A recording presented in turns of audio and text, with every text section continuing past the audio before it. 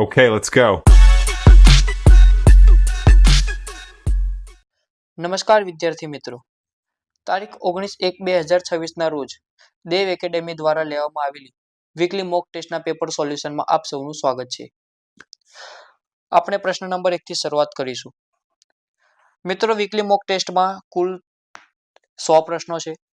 એમાંથી 1 થી 30 ગણિતના, 31 થી 60 રીઝનિંગના, 61 થી 82 સુધી છે ઇતિહાસના અને 83 થી 100 સુધી છે કરંટ અફેર્સના. તો આપણે ગણિતના પોર્શનથી શરૂઆત કરીશું. પ્રશ્ન નંબર 1 થી શરૂઆત કરીશું આપણે. પ્રશ્ન નંબર 1. જો કોઈ રકમ સાદા વ્યાજના દરથી 6 વર્ષમાં બમણી થતી હોય તો તે કેટલા સમયમાં 4 ગણી થશે? વિદ્યાર્થી મિત્રો, અહીંયા 6 વર્ષમાં કોઈ રકમ બમણી થાય છે. બમણી એટલે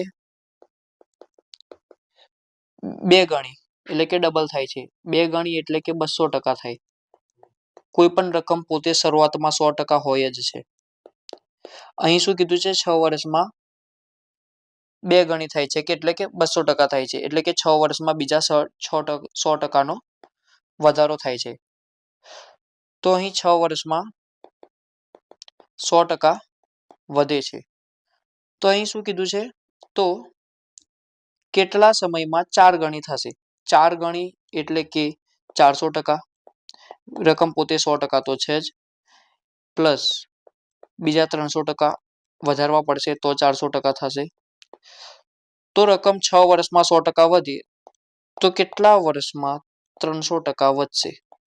તો ક્રોસ ગુણાકાર કરશો આપણે, તો 300 ગુણ્યા 100 ભાગ્યા 100. 0 ઉડી જશે. 6 ગુણ્યા 3 6 તરી 18 વર્ષ. ઓપ્શન સી એ આપણો જવાબ રહેશે. વિદ્યાર્થી મિત્રો, આ દાખલાની બીજી રીત એ છે કે ધારો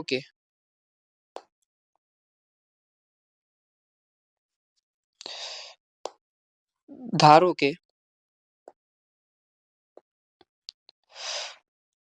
આ પ્રથમ 6 વર્ષ, આ બીજા, આ ત્રીજા અને આ ચોથા 6 વર્ષ. 6 વર્ષ. અહીં રકમ શરૂઆતમાં પોતે 100% હોય છે, મેં હમણાં કીધું એ પ્રમાણે. અહીં 6 વર્ષમાં બીજી 2 ગણી થાય છે, એટલે 100% પ્લસ થાય છે, એટલે અહીંયા એમ થશે 200%. બીજા 6 વર્ષમાં 100% પાછી વધશે, એટલે થશે 300%. બીજા 6 વર્ષમાં પાછી 100% વધશે, એટલે 300 ના અંદર પણ 100 ઉમેરાશે, એટલે થશે 400%. એમ 400% થવામાં અહીં આપણે કેટલો સમય લાગ્યો? 6 + 6 12, 12 + 6 18. એમ કુલ આપણને 18 વર્ષનો સમય લાગ્યો. એટલે રકમ 18 વર્ષમાં 4 ગણી થશે. સવાલ નંબર 2. જો 3 વર્ષે ₹600 વધીને ₹708 થાય તો વાર્ષિક વ્યાજનો દર કેટલો હશે? અહીં 3 વર્ષમાં કોઈ રકમ 600 છે, તે વધીને કેટલી થાય છે? 708. એનો મતલબ કેટલી વધી? તો કે 708 - 6, એટલે કે 108 વધી. તો 3 વર્ષમાં કેટલી વધી છે રકમ? 108 વધી છે. એનો અર્થ શું થાય? 1 વર્ષમાં કેટલી વધી હશે? તો 108 ભાગ્યા 3 કરશો તો આપણને જવાબ મળી જશે. તો 1 વર્ષમાં કોઈ રકમ 36 વધે છે, તો વ્યાજનો દર શું? તો આપણી રકમ શરૂઆતમાં હતી કેટલી? 600. એમ દર વર્ષે 36 વધે છે. તો 600 એ 100%, તો 36 એ કેટલા ટકા? તો ક્રોસ ગુણાકાર કરશો પાછો, તો 100 ગુણ્યા 36 ભાગ્યા 600. 0 ઉડી જશે. છાયો 36. તો આપણો વ્યાજનો દર છે 6%. Option C 6%. પ્રશ્ન નંબર 3. સાદા વ્યાજે 8 વર્ષમાં પૈસા બમણા થાય છે, તો કેટલા વર્ષમાં તે મૂળ રકમના 5 ગણા થાય છે? પ્રશ્ન નંબર 1 ના જેવો સેમ સવાલ છે, માત્ર રકમ બદલી છે. કોઈ રકમ 8 વર્ષમાં બમણી થાય છે, એનો મતલબ શું? 8 વર્ષમાં 200% થાય છે, એટલે કે 8 વર્ષમાં 100% વધે છે. તો તે મૂળ રકમના 5 ગણા થશે. 5 ગણા એટલે કે 500% થવાની વાત છે અહીં. એનો મતલબ શું? કે 400% પ્લસ કરવા જોઈએ. તો કોઈ રકમ 8 વર્ષમાં 100% વધે તો કેટલા વર્ષમાં 400% વધશે? ક્રોસ ગુણાકાર કરશો 400 ગુણ્યા 8 ભાગ્યા 100 શૂન્ય શૂન્ય ઉડી જશે 8 ચોક 32 વર્ષ 32 વર્ષ ઓપ્શન એ 32 વર્ષ સાચો જવાબ. પ્રશ્ન નંબર 4 4 વર્ષ માટે 7% લેખે સાદું વ્યાજ રૂપિયા 1120 થયું તો મૂળ રકમ કેટલી? મિત્રો અહીં 4 વર્ષમાં છે વ્યાજનો દર છે 7% અને ટોટલ વ્યાજ કેટલું બન્યું આપણું 1120 પૂછ્યું છે શું મૂળ રકમ પૂછી છે ઓકે અહીં 4 વર્ષનું 7%નો દર છે એટલે 1%નું 1 વર્ષનું 7% એમ 4 વર્ષનું કેટલું થાય તો કે 7 ચોક 28% થાય. પ્રથમ વર્ષનું 7% એમ બીજા વર્ષનું 7% એમ ત્રીજા વર્ષનું 7% અને એમ ચોથા વર્ષનું પણ 7% એમ 7 7 7 7 એમ ટોટલ કેટલા ટકા થઈ 28% વ્યાજ તો 28% એ રકમ કેટલી બની પોતે 1120 બની તો મૂળ રકમ કેટલી તો કે 7% લેખે 4 વર્ષનું વ્યાજ એટલે કે 28% થાય એ 1120 છે તો કોઈ પણ રકમ પોતે 100% હોય તો 100% કેટલા તો ક્રોસ ગુણાકાર કરશો 1120 ગુણ્યા 100 ભાગ્યા 28 મને 28 ના અંદર 1120 નો ઘડિયો નથી આવડતો તો શું કરશો કોઈ પણ રકમ આવી રીતે મોટા ભાગાકારમાં હોય તો શરૂઆતથી નાના સ્ટેપથી એને તોડવાની કોશિશ કરશો કોઈ પણ રકમને પહેલા 2 વડે ભાગો 2 વડે ના ભગાય તો 3 વડે ભાગો 3 વડે પણ ના ભગાય તો 5 વડે ભાગો તો અહીં એક રકમ છે 2 વડે ભાગી શકાય છે તો 14 દુ 28 એમ 1120 ને પણ કાપશો 560 થશે 14 ને પાછું 2 વડે ભાગશો તો 7 આવશે 560 ને 2 વડે ભાગશો તો 280 આવશે હવે 7 ના ઘડિયામાં 28 તો આવે છે તો 7 ચોક 28 અને આ શૂન્ય બચી ઉપર એમ 40 ગુણ્યા 100 બરાબર 40 ગુણ્યા 100 કેટલા થાય 4000 તો આપણો જવાબ આવશે ઓપ્શન એ 4000. પ્રશ્ન નંબર 5 રૂપિયા 2000 પર વાર્ષિક 3% ના દરે 3 વર્ષનું સાદું વ્યાજ શોધો. અહીં આપણી મુદ્દલ કેટલી છે મૂડી કેટલી છે 2000 એના પર 3% નું વ્યાજ છે 3 વર્ષ માટે તો 2000 ના 3% કેટલા થાય તો 2000 ગુણ્યા 3 ભાગ્યા 100 શૂન્ય શૂન્ય ઉડી જશે 20 તરી 60 આ થયું 1 વર્ષનું આપણને પૂછ્યું છે 3 વર્ષનું તો 1 વર્ષનું 60 તો 3 વર્ષનું 60 ગુણ્યા 3 તો કેટલું થાય 6 તરી 18 180 આ આપણો જવાબ ઓપ્શન સી. પ્રશ્ન નંબર 6 એક રકમ સાદા વ્યાજે 4 વર્ષ માટે ચોક્કસ દરે મૂકવામાં આવેલ છે પરંતુ જો 2 વર્ષ વધુ વ્યાજે તે રકમ મૂકવામાં આવી હોત તો રૂપિયા 56 વધુ મળત તો મૂળ રકમ શોધો. અહીં કોઈ રકમ છે આપણે 4 વર્ષ માટે મૂકી છે ચોક્કસ વ્યાજ દરે મૂકી છે પરંતુ 2% વધુ આપણે વ્યાજ મૂકત તો આપણને 56 રૂપિયા વધારે મળતા તો 2% વધુ વ્યાજ મૂકત ઓકે 2% વધારે મૂકી કેટલા સમય માટે 4 વર્ષ માટે તો 2% તો છે ગુણ્યા કેટલા સમય માટે કીધું છે 4 વર્ષ માટે કીધું છે 1 વર્ષનું 2% 2 વર્ષનું 2% 3 વર્ષનું પણ 2% 4 ચોથા વર્ષનું પણ 2% 2 2% 4 સુધી થાય તો 4 દુ ટોટલ 8% રકમ બની તો 8% રકમે 56 રૂપિયા થાય તો 100% એ કેટલા મૂળ રકમ એટલે 100% હોય તો 100% એ કેટલા તો ક્રોસ ગુણાકાર કરશો તો 100 ગુણ્યા 56 ભાગ્યા 8 8 ના ઘડિયામાં 56 ક્યારે આવે 8 સીતા 56 7 ગુણ્યા 100 બરાબર 700 આપણો જવાબ ઓપ્શન સી 700. પ્રશ્ન નંબર 7 12% ના વ્યાજથી 3 વર્ષ માટે એક વ્યક્તિ બેંકમાં લોન લે છે અને રૂપિયા 5400 વ્યાજ પેટે ચૂકવે છે આ સંજોગોમાં મુદ્દલ કેટલી હશે એટલે કે મૂળ રકમ કેટલી હશે આપણે વ્યાજનો દર છે 12% અને વર્ષ છે 3 એટલે કે 12% છે 3 વર્ષ માટે મૂક્યા છે એનો અર્થ શું થયું ટોટલ રકમના કેટલા ટકા થઈ તો કે 12 તરી 36 પહેલા વર્ષનું 12 પ્લસ બીજા વર્ષનું પણ 12 પ્લસ ત્રીજા વર્ષનું પણ 12 એમ ટોટલ કેટલી રકમ થઈ 12 તરી 36% રકમ થઈ. ટોટલ 36% રકમ થઈ.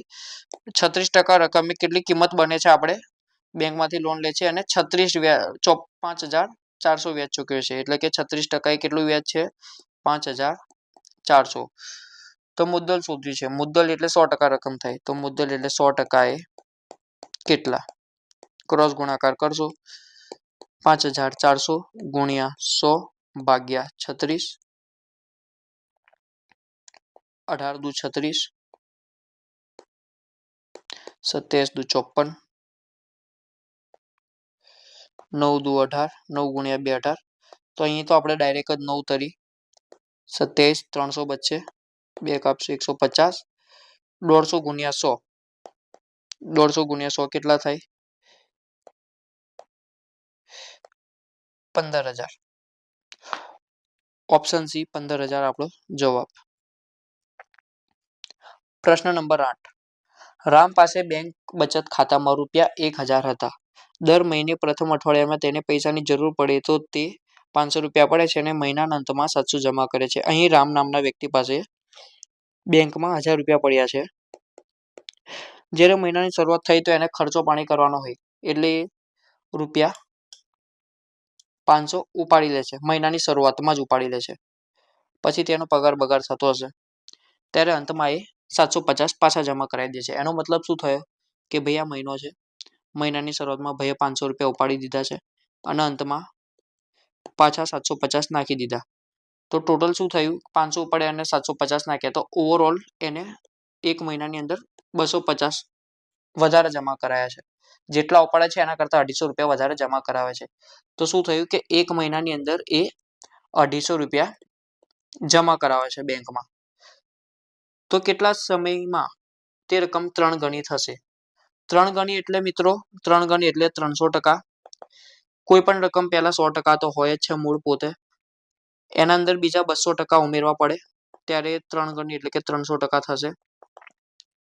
તો આપણી મૂળ રકમ કઈ હતી? શરૂઆતમાં જ કીધું છે આપણી મૂળ રકમ છે ₹1000. આપણે 100% કેટલી રકમ છે ભાઈ? મૂળ ₹1000 છે.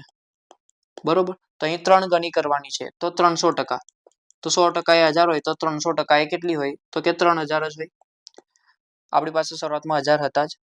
3 ગણી કરવાની છે એટલે 3000 કરવાની છે. તો એક્સ્ટ્રા કેટલા ઉમેરવાના છે? આપણે 2000 એક્સ્ટ્રા ઉમેરવા પડશે. ભાઈ દર મહિને 250 ઉમેરતો જાય છે. તો કેટલા સમયમાં એ 2000 ઉમેરશે? કેટલા મહિનામાં? તો 2000 ભાગ્યા 250 કરશો. શૂન ઉડી ગઈ. 25 * 200.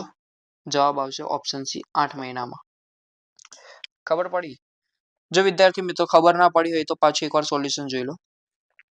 અહીં કોઈ વ્યક્તિ છે એને બેંકના ખાતામાં ₹1000 પડ્યા છે. ઓકે, ₹1000 પડ્યા છે એનો મતલબ શું કે એની મૂડી છે, મૂળ રકમ છે એટલે કે 100% છે આ ₹1000. એને દર મહિને ₹500 જમા કરાવે છે. દર મહિને ₹500 શરૂઆતમાં ઉપાડી લે છે અને લાસ્ટમાં દર મહિનાના અંતમાં 700 જમા કરાવે છે. એટલે ઓવરઓલ તો એ મહિનાના અંતમાં ₹250 જમા જ કરાવતો છે. પ્લસ થાય જ છે એના ₹250. બરોબર. તો અહીંયા એવું કીધું છે કે કેટલા મહિના પશ્ચાત 3 ગણી થશે રકમ. મેં તમને કીધું હતું 3 ગણી એટલે 300% અને રકમ કોઈ પણ પહેલા તો 100% હોય જ છે. એનો મતલબ કે અહીં 200% વધારી છે. અહીં 100% રકમ આપણે પહેલા જ કહી દીધું છે કે ₹1000 છે. એનો મતલબ શું? 3 ગણી રકમ એટલે 3000 થાય. ₹1000 તો પહેલાથી છે. 3 ગણી કરવાની છે એટલે બીજા કેટલા ઉમેરવાના છે? આપણે આના અંદર 2000 ઉમેરવાના છે. 2000 ઉમેરશો એટલે 2000 દર મહિને 250. હું એક મહિનાની અંદર ₹250 ઉમેરું છું. તો કેટલા મહિનાની અંદર 2000 ઉમેરી રહીશ? તો ક્રોસ ગુણાકાર કરીએ આપણે. તો 2000 ભાગ્યા 250. શૂન ઉડી ગઈ. 25 * 200. ઓપ્શન સી આપણો જવાબ. પ્રશ્ન નંબર 9. ₹10,000 પર 2 વર્ષ માટે 10% લેખે ચક્રવૃદ્ધિ વ્યાજ કેટલું થશે? ₹10,000 છે. અહીં કેવું વ્યાજ છે? ચક્રવૃદ્ધિ વ્યાજ છે. 2 વર્ષનું છે 10% લેખે.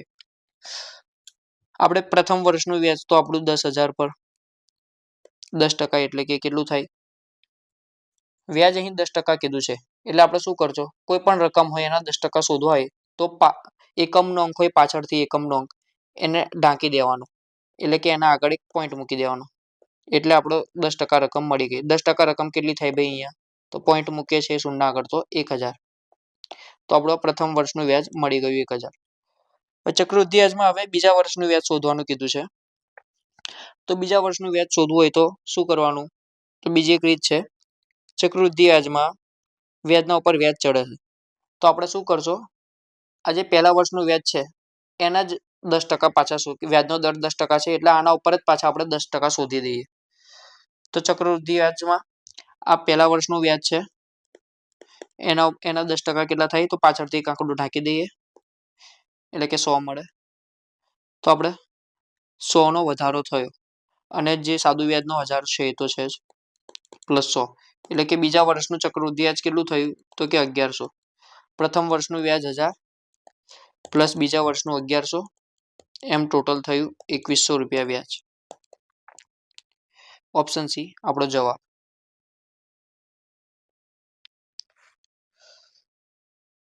પ્રશ્ન નંબર 10. રૂપિયા 5000 પર 2 વર્ષ માટે 5% લેખે ચક્રવૃદ્ધિ વ્યાજ કેટલું થશે? અહીં સેમ હમણાં ઘણી એક દાખલો છે. 5000 છે, રકમ બદલાઈ છે ખાલી. 5000 છે એના પર 2 વર્ષ માટે 5% લેખે ચક્રવૃદ્ધિ વ્યાજ પૂછ્યું છે. તો પહેલા તો 5000 ના પહેલા વર્ષનું વ્યાજ કેટલું થાય? 5%. 10% 500. 100 10% 500. તો 5% 10% ના અડધા થાય તો 500 ના અડધા કેટલા? 250 થાય. 250 પહેલા વર્ષનું વ્યાજ થયું. હવે બીજા વર્ષનું વ્યાજ 250 ઉપર જ 5% કરીએ આપણે. 250 ના 5%, 250 ના 10% 25 થાય. 25 ના અડધા 12.5 થાય. તો 250 ના અંદર 12.5 ઉમેરી દેશો એટલે બીજા વર્ષનું ચક્રવૃદ્ધિ વ્યાજ મળી જશે. પ્લસ પ્રથમ વર્ષનું ચક્રવૃદ્ધિ વ્યાજ એટલે કે ટોટલ બંને વર્ષનું ચક્રવૃદ્ધિ વ્યાજ થઈ જશે 512.50. ઓપ્શન બી આપણો જવાબ સાચો. પ્રશ્ન નંબર 11. એક માણસ તેની આવકના 24% ખર્ચ કરે છે. જો તેનો ખર્ચ રૂપિયા 144 હોય તો તેની આવક શોધો. સાવ સહેલો દાખલો છે મિત્રો. અહીં એવું કીધું છે કે 24% ખર્ચ કરે છે અને એનો ખર્ચ છે 144 એટલે કે સીધું કહી દીધું કે 24% બરાબર 144 છે. તો એની આવક તો 100% છે એની, તો 100% એ કેટલા? આવક 100% છે એમાંથી 24% ખર્ચ કરે છે અને બાકીની ટકા કદાચ બચત કરતો હશે. તો અહીં ક્રોસ ગુણાકાર કરશો તો 100 ગુણ્યા 144 ભાગ્યા 24 12 ગુણ્યા 2 12 ગુણ્યા 12 144 થાય. 12 ઉડી ગયા, 2 બચ્યા, 2 છંગ 12, 100 ગુણ્યા 6 બરાબર 600. આપણો જવાબ ઓપ્શન બી 600. પ્રશ્ન નંબર 12. કોઈ સંખ્યાના 6% એટલે કે એ જ સંખ્યાના 3% ના કેટલા ટકા કહેવાય? એકદમ સીધી રીતમાં કહી દો મિત્રો. કોઈ પણ રકમ પહેલા 100% હોય જ. હવે એવું કીધું છે કે એના 6% એ 3% ના કેટલા કહેવાય? એટલે કે ટૂંકમાં કહી દો કે મારી પાસે 100 રૂપિયા છે, એમાંથી મેં કીધું 6 રૂપિયા છે એ 3 રૂપિયાથી કેટલા વધારે છે? તો કે 3 રૂપિયાના ડબલ છે. ડબલ એટલે શું કહેવાય? 200%. તો ઓપ્શન સી આપણો જવાબ સાચો. બરોબર. અહીં હું એવું કહું કે મારી પાસે 100 રૂપિયા છે, એમાંથી 50 રૂપિયા એ 10 રૂપિયાના કેટલા ટકા છે? તો કે 10 કરતા કેટલા છે? આ 10 કરતા 5 ગુણા વધારે છે. તો 5 ગુણા એટલે કે 10 ના કેટલા થયા? 500% થયા. સમજી ગયા? એ જ કોન્સેપ્ટ છે આમાં કે કોઈ રકમ છે 3 કરતા 6 કેટલા છે? કે ડબલ છે એટલે શું? 200%. પ્રશ્ન નંબર 13. 750 ગુણની પરીક્ષામાં પાસ થવા 36% ગુણ જરૂરી છે. તો વિદ્યાર્થીએ પાસ થવા ઓછામાં ઓછા કેટલા ગુણ મેળવવા પડે? કાંઈ જ નથી. આમાં એટલું કીધું છે કે 36% ગુણ શોધો. કોના? 750 ના. 750 ના 36% કેટલા થાય? તો કે 750 ગુણ્યા 36 ભાગ્યા 100. शून्य शून्य उड़ी गई, 5 2 10,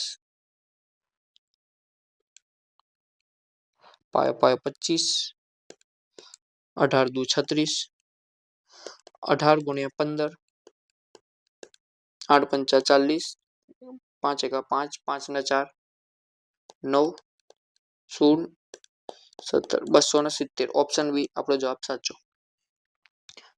પ્રશ્ન નંબર 14. એક ચૂંટણીમાં બે ઉમેદવાર પૈકી એક વ્યક્તિ 38% મત મળે છે અને તે 7200 મતથી હારી જાય તો આ ચૂંટણીમાં કુલ કેટલા મત થયા હશે?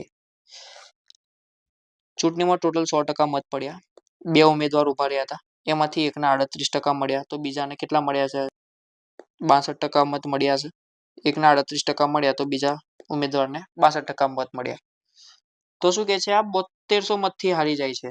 એનો મતલબ શું કે આ જે ઉમેદવાર છે એને આ ઉમેદવાર જે જીતી ગયો ઉમેદવાર 62% મતથી એના કરતા 7200 મત ઓછા મળ્યા. તો 62% માંથી 38%માં કેટલા ઓછા છે? તો કે 62 માંથી 38 બાદ કરો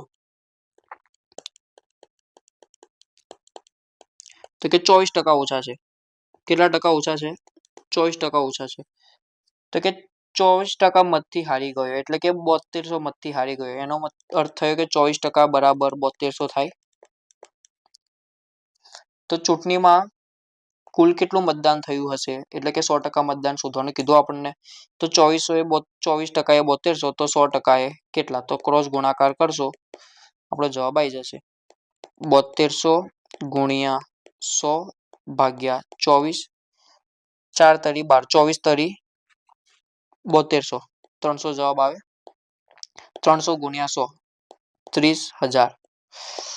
ચૂંટણીમાં કુલ 30,000 મત થયા છે. ઓપ્શન ડી આપણો સાચો જવાબ.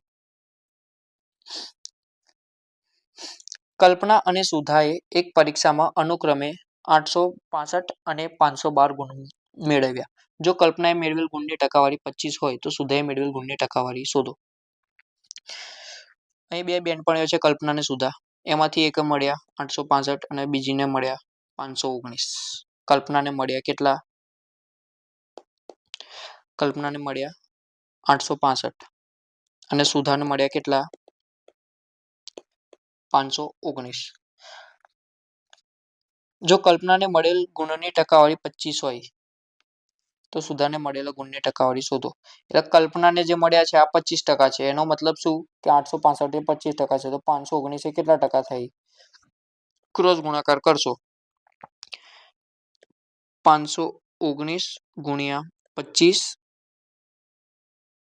ભાગ્યા 865, પાયો પાયો 25, 5 એકા 5, 7 પંચા 35, 5 તરી 15, 173. 173 ને આપણે 519 વડે ભાગશું. 173 ના કયા ઘડિયામાં 519 આવે જોઈ લઈએ. ચલો, આટલો મોટો ઘડિયો તો મને પણ નહીં આવડતો.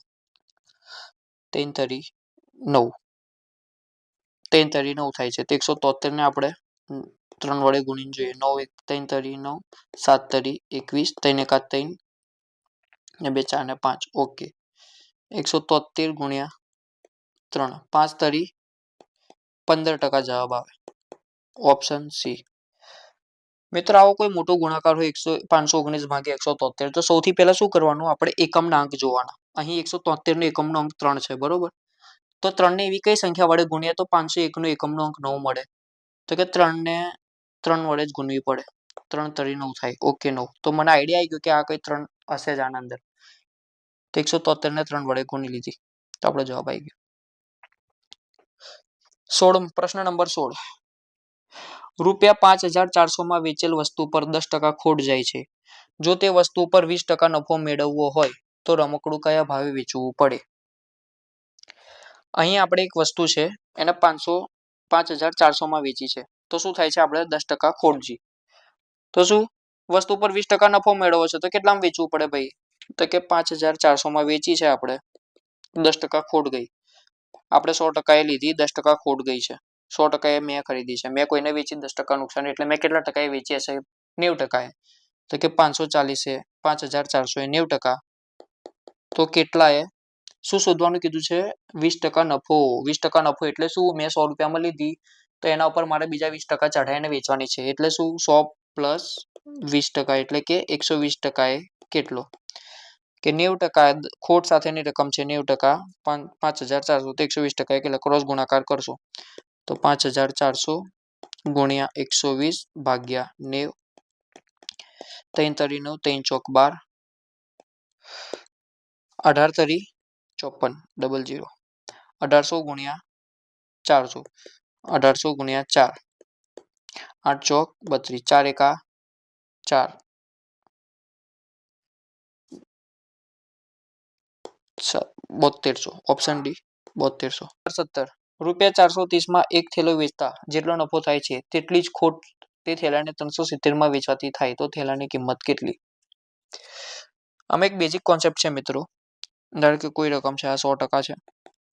એમ એવું છે કે હું આને 370 માં વેચીશ તો મને તેટલી ખોટ જશે જેટલી હું આને 430 માં વેચવાથી મને ફાયદો થાય. બરોબર. એનો અર્થ શું? અહીંયા વચ્ચે કોઈ બેલેન્સ હશે તો બેલેન્સ કેટલું છે જોઈ લઈએ. તો કે 430 અને 370 વચ્ચેનો આપણે તફાવત જોઈએ તો 430 માઇનસ 370 6. એનો મતલબ એ થયો કે આ વચ્ચે 60 નો તફાવત છે. એટલે કે વચ્ચે કોઈ રકમ બેલેન્સ થઈ હશે તો અહીંયા 30 અને અહીંયા 30 એવું થયું હશે ને. તો 370 માં 30 ઉમેરે અથવા 430 માંથી 30 બાદ કરીએ તો રકમ આવશે 400. તો 400 એ છે સ્ટેબલ રકમ છે આપણી મૂળ કિંમત છે 400 ઓપ્શન એ.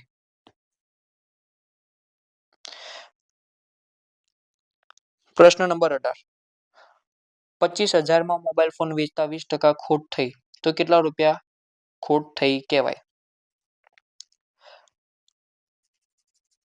મેં 25,000 માં કોઈ ફોન વેચ્યો એમાં મને 20% ખોટ થઈ. મારી વેચાણ કિંમત કેટલી છે? 25,000. મને ખોટ કેટલી થઈ? 20%. એટલે કે મારી વેચાણ કિંમત કેટલા ટકા થઈ કહેવાય? 80% થઈ કહેવાય. 20% ખોટ ગઈ ને મને 100% ઉપર. એટલે મારી વેચાણ કિંમત કેટલી છે? 80%. 80% એ કેટલી રકમ બની? 25,000. તો શું કીધું મને ખોટ કેટલી ગઈ? મને ખોટ ગઈ 20%. તો 20% એ કેટલી રકમ બને?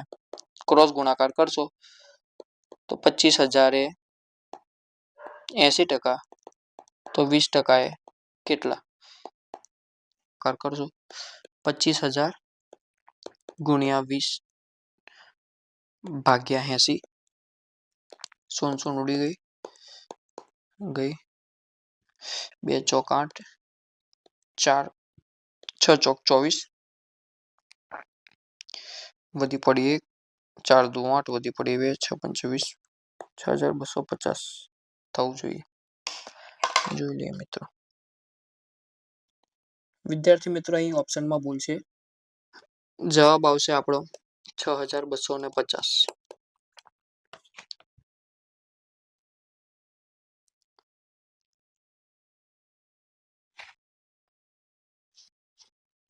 પ્રશ્ન નંબર 19 12 પેનની વેચાણ કિંમત 15 પેનની મૂળ કિંમત જેટલી છે તો નફાની ટકાવારી શોધો. શું કીધું છે? 12 પેનની વેચાણ કિંમત 15 તેમની મૂળ કિંમત. અહીંયા બે વસ્તુ છે, ખરીદ કિંમત અને બીજી છે વેચાણ કિંમત. અહીં શું કીધું છે કે 15 પેનની ખરીદ કિંમત છે એ 12 પેનની વેચાણ કિંમત જેટલી છે.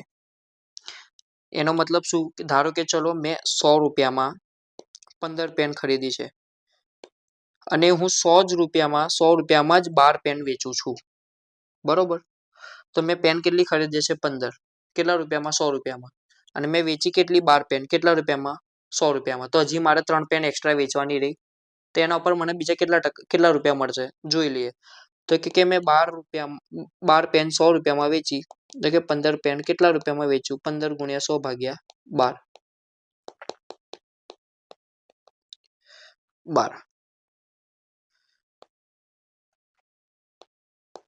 50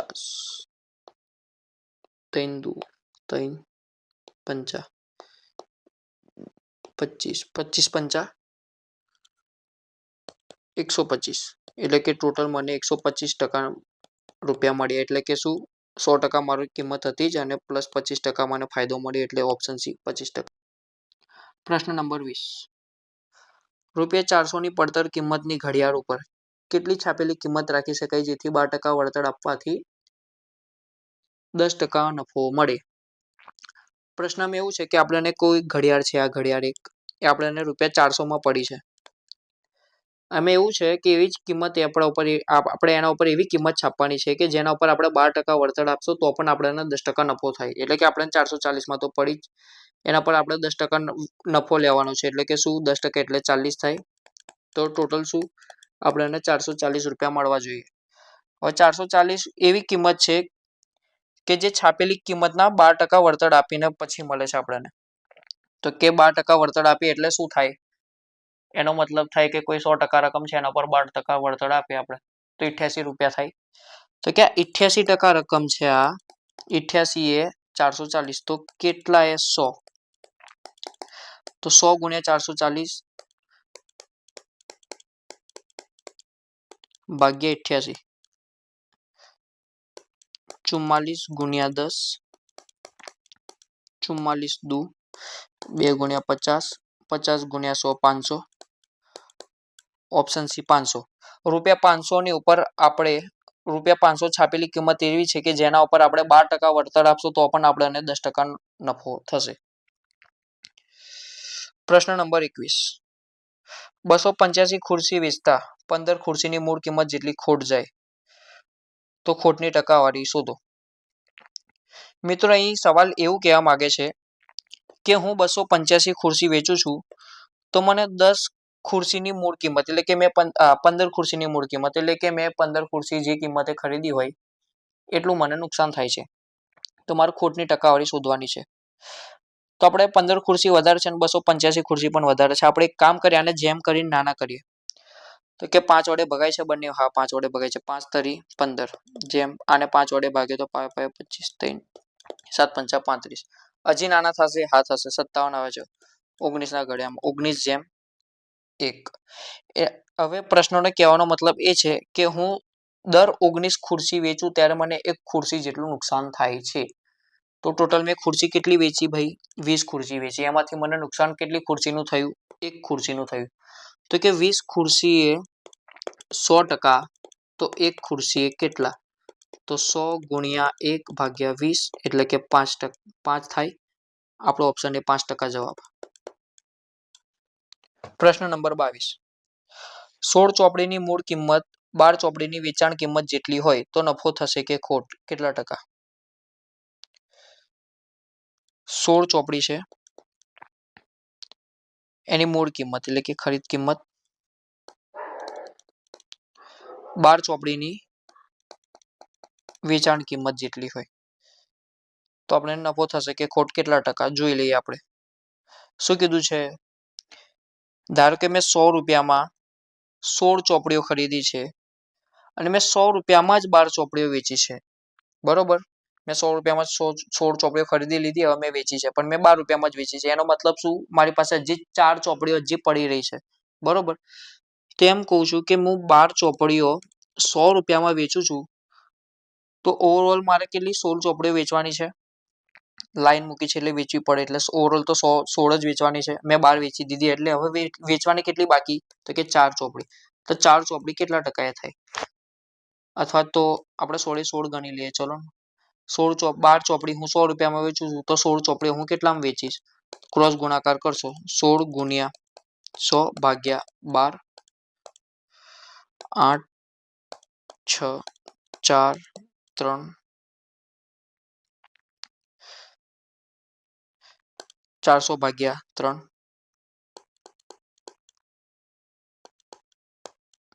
3 એકા 3 1 0 3 તરી 9 1 0 3 તરી 9 33.33 એટલે કે આપણે 33% નફો થશે. ઓપ્શન એ સાચો. ખબર પડી ને વિદ્યાર્થી મિત્રો સવાલમાં શું કહેવા માંગતા હતા?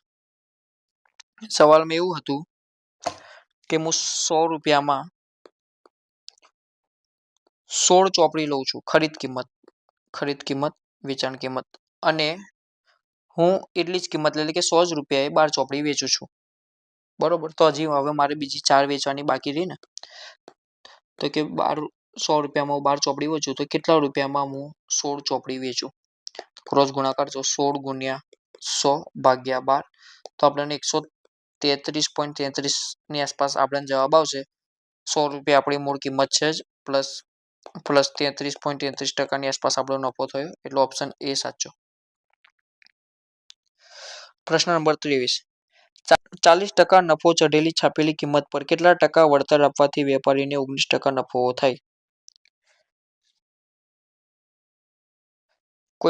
કોઈ રકમ છે, એના ઉપર શું કર્યું છે? 40% નફો ચડાઈને મૂકી દીધી છે, એટલે કે 140 કરીને મૂકી દીધી. બરોબર. પહેલા એના પર કેટલા ટકા વળતર આપવાથી 19% નફો થાય? 19% એટલે 119. તો 140 છે, 100% આપણે સમજી લઈએ. બરોબર. તો 100% છે, તો 119 કરવા માટે કેટલા ટકા કાપવા પડે અંદરથી? તો ક્રોસ ગુણાકાર કરશો તો 119 ગુણ્યા 100 ભાગ્યા 140, 5 7 7 એકા 7, 70 49 70 50 85%.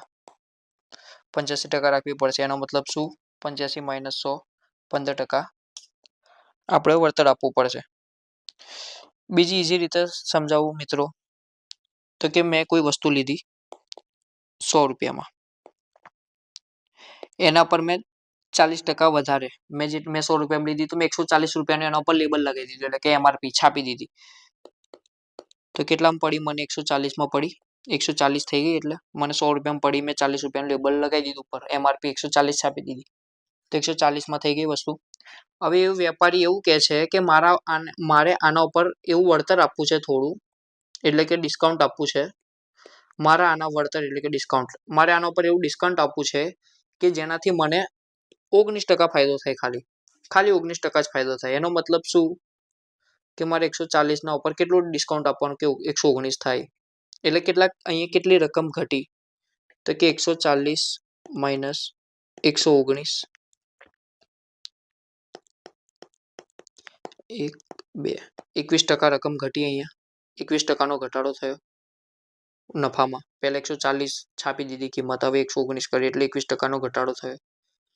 તો કે 140 આપણે છાપી દીધી છે કિંમત, તો હવે 100% એને જ માનવાના. 140 છે 100%, તો 21 છે કેટલા? તો એક ક્રોસ ગુણાકાર કરશો, 21 ગુણ્યા 100 ભાગ્યા 140, 0 ઉડી ગઈ, 7 તરી 21, 7 દુ 14, 5 5 5 ગુણ્યા 3 5 તરી 15% આપણો જવાબ. પ્રશ્ન નંબર 24. એક વેપારીએ ₹10,000નો માલ ખરીદે છે, એમાંથી થોડો માલ 20% નફાથી અને બાકી માલ 15% ખોટથી વેચે છે, તો પણ વેપારીને નફો કે નુકસાન થતું નથી. તો વેપારીએ 15% ખોટી વેચેલ માલની વેચાણ કિંમત કેટલી? અહીં કોઈ વેપારી છે, એને શું કર્યું કે પહેલા 10,000નો માલ ખરીદ્યો, એમાં શું કર્યું? અમુક 20% નફાથી વેચ્યો અને બીજું શું 15% ખોટથી વેચ્યો. આમ કરે છે તો તેને નફો કે નુકસાન કંઈ થતું નથી, એટલે કોઈ ફાયદો નહીં કે કોઈ નુકસાન નહીં, એટલે 0% છે બધું. કોઈ નુકસાન નહીં કે કોઈ નફો નહીં. તો વેપારી 15% ખોટી વેચેલ માલની વેચાણ કિંમત કેટલી? ઓકે, અહીં વેપારી 10,000માં માલ લાવે છે, એટલે કે એની મૂળ કિંમત એટલે કે ખરીદ કિંમત કેટલી છે? 10,000 છે. તો આપણે જોઈ લઈએ કે 15% થી વેચેલ માલ અને 20% 15% નુકસાનથી અને 20% નફાથી વેચેલ માલ શું છે, જોઈ લઈએ. તો કે અહીંયા આપણને શું છે? કાંઈ મળતું નથી, ના નફો કે ના નુકસાન, એટલે આપણે આને શૂન્ય ધારી લઈશું. બરોબર. અહીંયા 20% નફો છે, અહીંયા 15%નું નુકસાન છે, અને આપણે ઓવરઓલ કાંઈ મળતું છે જ નહીં, 0% છે બધું. તો 15માંથી 0 જાય તો 15, 20માંથી 0 જાય તો 20, 15 જેમ 20, 15 જેમ 20 એટલે શું થયું? 5 તરી 15, 3 જેમ 4 થયું. આમ કરશો તો આપણને જેમ મળી જશે કે ટોટલ 3 + 4 = 7 ભાગ છે. 7માંથી 4 ભાગ એને 15% ખોટમાં વેચ્યા અને 3 ભાગ 20% નફામાં વેચ્યા. બરોબર. તો 10,000ના 4/7 કેટલા થાય એ આપણી ખરીદ કિંમત આવી જશે. પણ આપણને શું પૂછ્યું છે, આ તો 10,000 ની ખરીદ કિંમતમાંથી મળશે કે મેં 10,000 નો માલ લીધો છે, એમાંથી મેં આટલો માલ 15% નુકસાને વેચ્યો છે. પણ એ તો મૂળ કિંમતમાંથી મળશે. આપણને એ શું કીધું છે કે વેચાણ કિંમત શોધો. વેચાણ કિંમત કેટલી છે ભાઈ? આની 15% ખોટ ખાઈને વેચે છે એટલે વેચાણ કિંમત 85% છે. તો કે ગુણ્યા 85 ભાગ્યા 100. આના આપણે ભાગાકાર કરશો તો 20 50 100,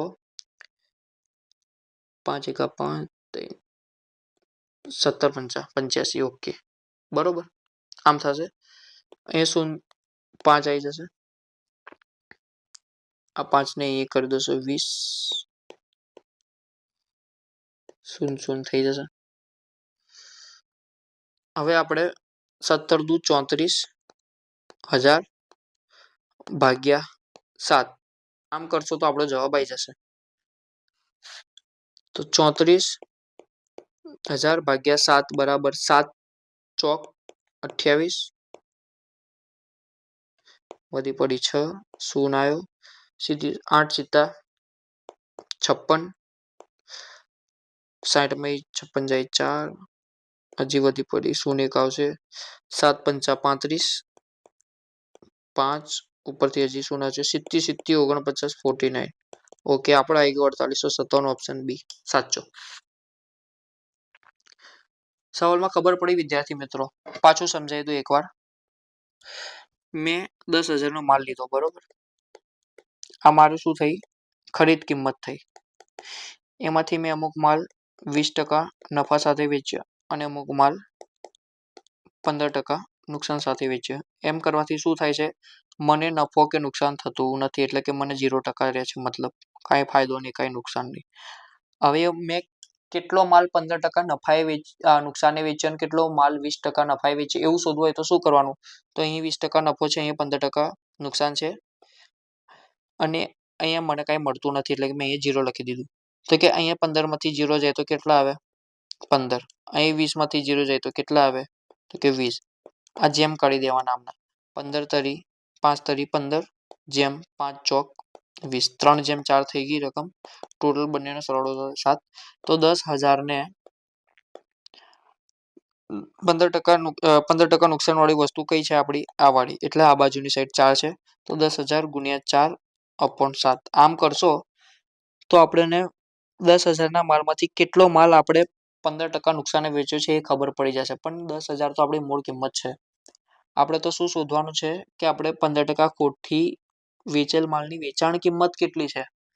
એનો મતલબ શું? મને જે મળશે એ તો 100% રકમ હશે, પણ મેં તો 15% નુકસાને વેચ્યું છે ને, એટલે તો મને તો 85% રકમ જોઈએ.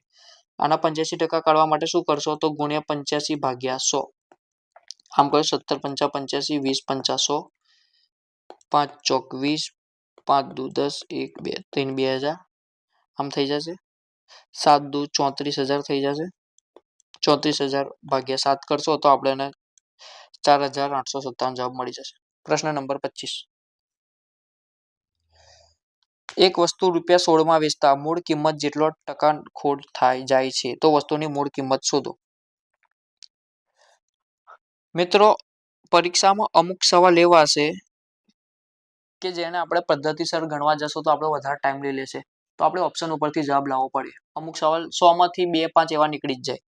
આયામાં એક સવાલ છે, અહીં આપણે પદ્ધતિસર કરવા જશો તો આપણો થોડો ટાઈમ એક્સ્ટ્રા લઈ લેશે, તો આપણે ઓપ્શન ઉપર જશો. ઓપ્શન ઉપરથી થોડું વહેલું જવાબ આવી જશે.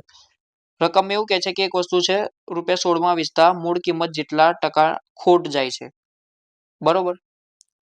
વેચાણ કિંમત કેટલી છે? ₹16. ઓપ્શન એ આપણે પકડીએ, ધારો કે મેં ₹25 છે, બરોબર. 25 ના મૂળ કિંમત છે, આના 25 ના 25% કેટલા થાય કે ભાઈ પોઈન્ટમાં આવે. 25 ના 25% કાઢવા જઈએ તો પોઈન્ટમાં જ આવે, તો આ કેન્સલ રાખો અત્યારે. Option B 30. 30 ના 30% કેટલા થાય? તો ભાઈ 3 તરી 9 થાય. ના, 30 માંથી 9 જાય તો કેટલા આવે? 21. આ વેચાણ કિંમત 21 ને આપણે તો 16 લેવાની છે. ઓપ્શન ડી જોઈએ, ચલો. ઓપ્શન ડી 40 છે. 40 ના 40%, આપણે તો ખોટ મૂળ કિંમત જેટલી ખોટ લેવાની છે, એટલે હું બધાના ટકા એ રીતના લઉં છું. 40 ના 40% કેટલા થાય? 40 ગુણ્યા 40 ભાગ્યા 100 શૂન્ય શૂન્ય ઉડી ગઈ ચોકું ચોકું 16 40 માંથી 16 કાઢીશ તો કેટલા આવશે 24 આવશે આ આપણને જોઈતું ઓપ્શન સી હવે આપણે જોઈએ ઓપ્શન સી છે 20 20 ના 20% કેટલા થાય 20 ગુણ્યા 20 ભાગ્યા 100 શૂન્ય શૂન્ય ઉડી ગઈ બરાબર 4 20 માંથી 4 કાઢશો એટલે 16 આપણો જવાબ ઓપ્શન સી સાચો પ્રશ્ન નંબર 26 બે સંખ્યાઓનો ગુસા 17 છે અને લસા 255 છે જો એક સંખ્યા 85 હોય તો બીજી સંખ્યા શોધો હાવ હેલો દાખલો છે વિદ્યાર્થી મિત્રો બે સંખ્યાઓનો ગુણાકાર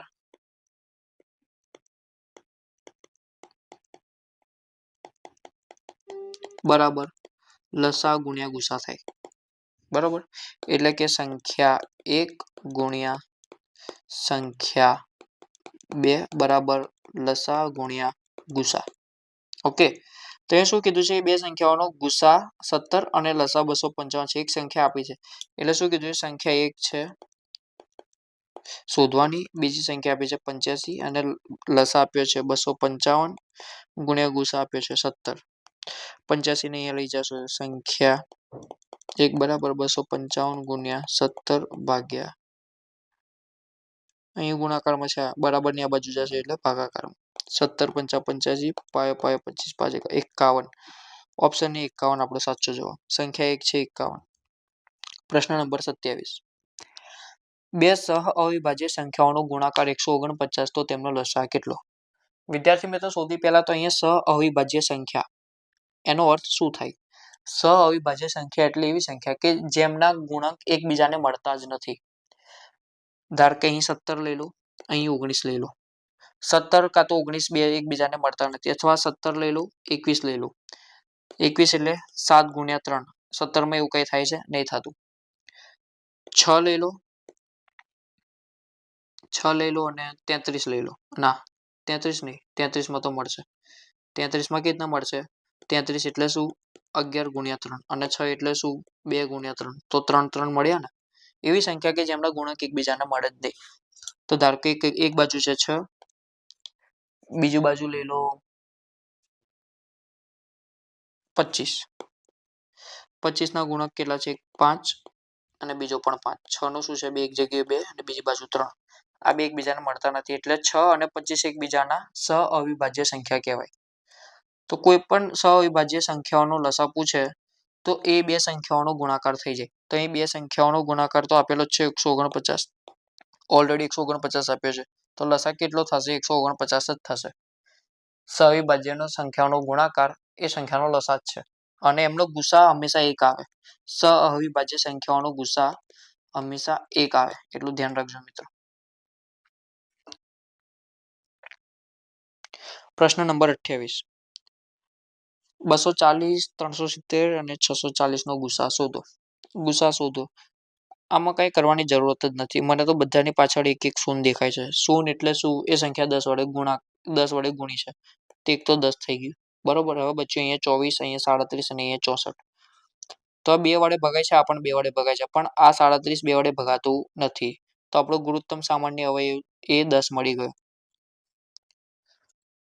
પ્રશ્ન નંબર 29 અહીં સંખ્યામાં 0.9 0.1 અને 0.125 આપ્યું છે અહીં 0.125 આપ્યું છે પોઈન્ટ પછી 3 આંકડા છે તો આપણે આ બેના પણ 3 પોઈન્ટ પછી 3 આંકડા કરી દઈશું તો 0.900 0.100 અને 0.125 કરશો થોડા સમય માટે મિત્રો અહીંયા પોઈન્ટ ભૂલી જાઓ અહીંયા પોઈન્ટ છે જ નહીં તો કેવી રીતના લખશો આપણે આ રકમ તો કે 100 125 અને 900 આનો પહેલા લસા શોધી દો સૌથી પહેલા તો 5 વડે ભાગશો 5 ચોક 20 5 25 180 હજી 5 વડે ભગાશે તો 5 વડે ભાગો પાછું 5 ચોક 20 5 5 25 5 તારી 15 3 6 પંચા 30 હજી 4 અને આ 2 વડે ભગાય છે 2 છે 2 ના 9 ચોક 36 થશે નહીં તો અહીં 4 લખી દો 1 4 1 4 5 અને 9 હવે કંઈ આગળ ચાલશે નહીં તો 5 અહીંયા એમને એમ લખી દો એટલે 1 1 9 અને અહીંયા 9 લખી દો એટલે 1 1 1 એટલે 5 ગુણ્યા 5 25, 25 ચોક 100, 100 ગુણ્યા 5 500, 500 ગુણ્યા 9 9 પંચા 45, 400 અને 4500 થાય, 4500 થાય છે. હવે મિત્રો આપણે શું કર્યું હતું, અહીં પોઈન્ટ પછી 3 આંકડા છે, પોઈન્ટ ભૂલી ગયા હતા, પોઈન્ટ પાછા યાદ લઈ દઈએ આપણે. તો પોઈન્ટ પછી 3 આંકડા છે બધી સંખ્યા પાછળ. તો આપણે અહીંયા પણ 3 સંખ્યા છોડીને એક પોઈન્ટ લગાવીશું. 1 2 3 સંખ્યા છોડીને અહીંયા આગળ એક પોઈન્ટ લગાવી દીધો. તો શું આવે 4.500, 4.50 કે 4.5 જે કોઈ ઓપ્શન સી સાચો જવાબ. પ્રશ્ન નંબર 30. બે સંખ્યાઓનો ગુણાકાર 8427 છે અને તેમનો ગુસા 53 છે, તો લસા શોધો. સંખ્યા 1 ગુણ્યા સંખ્યા 2 બરાબર લસા ગુણ્યા ગુસા. બરોબર. અહીંયા શું કીધું છે, બે સંખ્યાઓનો ગુણાકાર ઓલરેડી આપણે આપી જ દીધો છે, આપણે કઈ મજૂરી કરવાની નહીં. તો સંખ્યા 1 ગુણ્યા સંખ્યા 2 કેટલી છે, 8427 બરાબર લસા આપણે શોધવાનો છે. ગુસા કેટલો છે, 53. લસા શોધવા માટે ગુસાને આપણે અહીંયા 53 આ બાજુ લઈ જશો બરાબર નહીં, તો 8427 ભાગ્યા 53 બરાબર લસા. બરોબર. વિદ્યાર્થી મિત્રો 3 ને ઘડિયામાં 7 ક્યારે આવે, 3 ને કઈ સંખ્યા વડે ગુણીએ તો 7 આવે, છેલ્લો આંકડો. 3 એકા 3, 3 દુ 6, 3 તરી 9, 3 ચોક 12, 3 પંચા 15, 6 તરી 18, 7 તરી 21, 9 તરી 27. એકમનો અંક 9 હોય તો 7 આવે. બરોબર. તે એકમનો અંક ન હોય એવી રીતે એક જ સંખ્યા અહીંયા મને દેખાય છે, 159. 159 ગુણ્યા 53 બરાબર 9 પંચા 45, 5 25 ને 4 29, 5 એકા 5 ને 2 7, 3 તરી 9, 3 તરી 9 તરી 27, 5 તરી 15, 15 ને 2 17, 3 એકા 3 ને 1 4, 7 12 4 14 8, 8 4 2 7 આપણો જવાબ આવી ગયો ઓપ્શન સી 149. અહીં આપણું ગણિતનું સોલ્યુશન કમ્પ્લીટ થાય છે. હવે રીઝનિંગ તરફ આગળ વધીશું આપણે. પ્રશ્ન નંબર 31 થી લઈને પ્રશ્ન નંબર 60 સુધી એમ કુલ 30 પ્રશ્નો રીઝનિંગના છે. પ્રશ્ન નંબર 31 થી શરૂઆત કરીશું આપણે. જો 1 જાન્યુઆરી 2017 ના રોજ રવિવાર હોય તો 31 ડિસેમ્બર 2017 ના રોજ અઠવાડિયાનો કયો દિવસ હતો? 1 જાન્યુઆરી 2017 છે અને 31 ડિસેમ્બર 2017 છે. અહીં રવિવાર છે, 1 જાન્યુઆરી 2017. વિદ્યાર્થી મિત્રો અહીં ખાસ નોંધ તમારા મગજમાં બેસાડી દો. કોઈ પણ સામાન્ય વર્ષ હોય એની શરૂઆત એટલે કે 1 જાન્યુઆરી જે વાર હોય અથવા જે દિવસ હોય 31 ડિસેમ્બરે પણ એ જ વાર હશે અથવા એ જ દિવસ હશે. ધારો કે 1 જાન્યુઆરી 2021 ના રોજ સોમવાર હતો તો 31 ડિસેમ્બર 2021 ના રોજ પણ સોમવાર જ હશે. આ છે સામાન્ય વર્ષ માટે અને 2000 વર્ષ સામાન્ય વર્ષ છે, એટલે આપણો જવાબ સી સાચો. પરંતુ જો વિદ્યાર્થી મિત્રો કોઈ વર્ષ લીપ વર્ષ હોય તો લીપ વર્ષમાં એવું હોય છે કે વર્ષની શરૂઆત જે દિવસથી થાય એટલે કે 1 જાન્યુઆરી 2020 ના રોજ સોમવાર હોય તો વર્ષનો અંત એના આગલા દિવસે થશે એટલે કે 31 ડિસેમ્બર 2020 ના રોજ મંગળવાર હશે. એટલે સામાન્ય વર્ષ હોય તો વર્ષની શરૂઆત જે દિવસે થાય એ દિવસે તેનો અંત થાય, અને લીપ વર્ષ હોય તો વર્ષની શરૂઆત જે દિવસે થાય એના આગલા દિવસે એનો અંત થશે.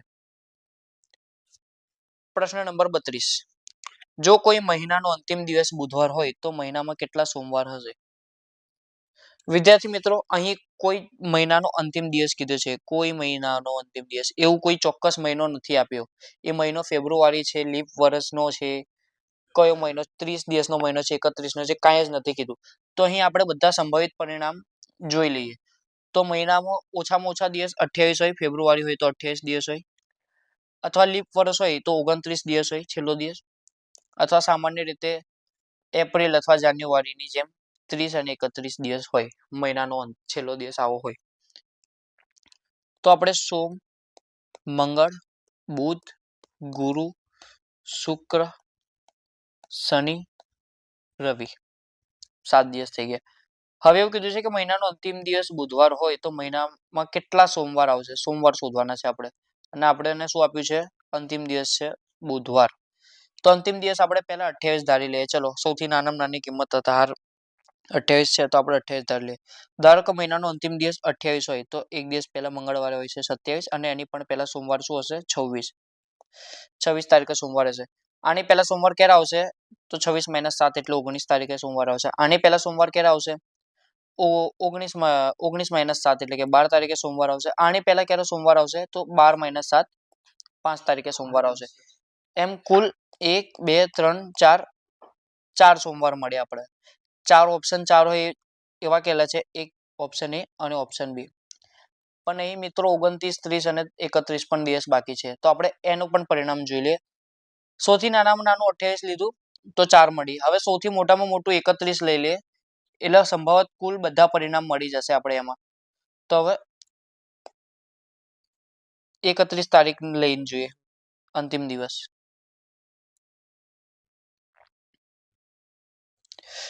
અહીં 31 તારીખ હશે તો આગળનો દિવસ મંગળવાર 30 તારીખ હશે, એનો આગળનો દિવસ સોમવાર 29 તારીખ હશે. 29 તારીખ પહેલા સોમવાર ક્યારે આવશે? તો 29 - 7 22 તારીખ આવશે. એની પહેલા સોમવાર 22 - 7 એટલે કે 15 તારીખ આવશે. એની પહેલાનો સોમવાર 15 - 7 8 તારીખ આવશે, અને એની પહેલાનો સોમવાર 8 - 7 એટલે કે 1 તારીખ આવશે. એમ કુલ 1 2 3 4 અને 5 સોમવાર આવશે. એટલે આપણો જવાબ ઓપ્શન ડી, માત્ર 4 અથવા 5 એ આપણો સાચો જવાબ. કોઈ પણ મહિનાનો અંતિમ દિવસ બુધવાર હોય તે મહિનામાં 4 અથવા 5 સોમવાર હશે. પ્રશ્ન નંબર 3, 17 એપ્રિલ 2014 ના રોજ અઠવાડિયાનો કયો દિવસ હતો? અહીં કોઈ પણ દિવસ શોધવાનું કહેતો વિદ્યાર્થી મિત્રો, સૌથી પહેલા આપણે મહિનાના કોડ યાદ હોવા જોઈએ. એ શું છે તમને સમજાવી દઉં. 12 મહિના છે: જાન્યુઆરી, ફેબ્રુઆરી, માર્ચ, એપ્રિલ, મે, જૂન, જુલાઈ, ઓગસ્ટ, સપ્ટેમ્બર, ઓક્ટોબર, નવેમ્બર અને ડિસેમ્બર. જાન્યુઆરીનો કોડ છે 0 033 614 625 035. આનો અર્થ શું છે જોઈ લઈએ આપણે. 17 એપ્રિલ 2014 ના રોજ અઠવાડિયાનો કયો દિવસ હશે? તારીખ છે 17 એપ્રિલ 2014.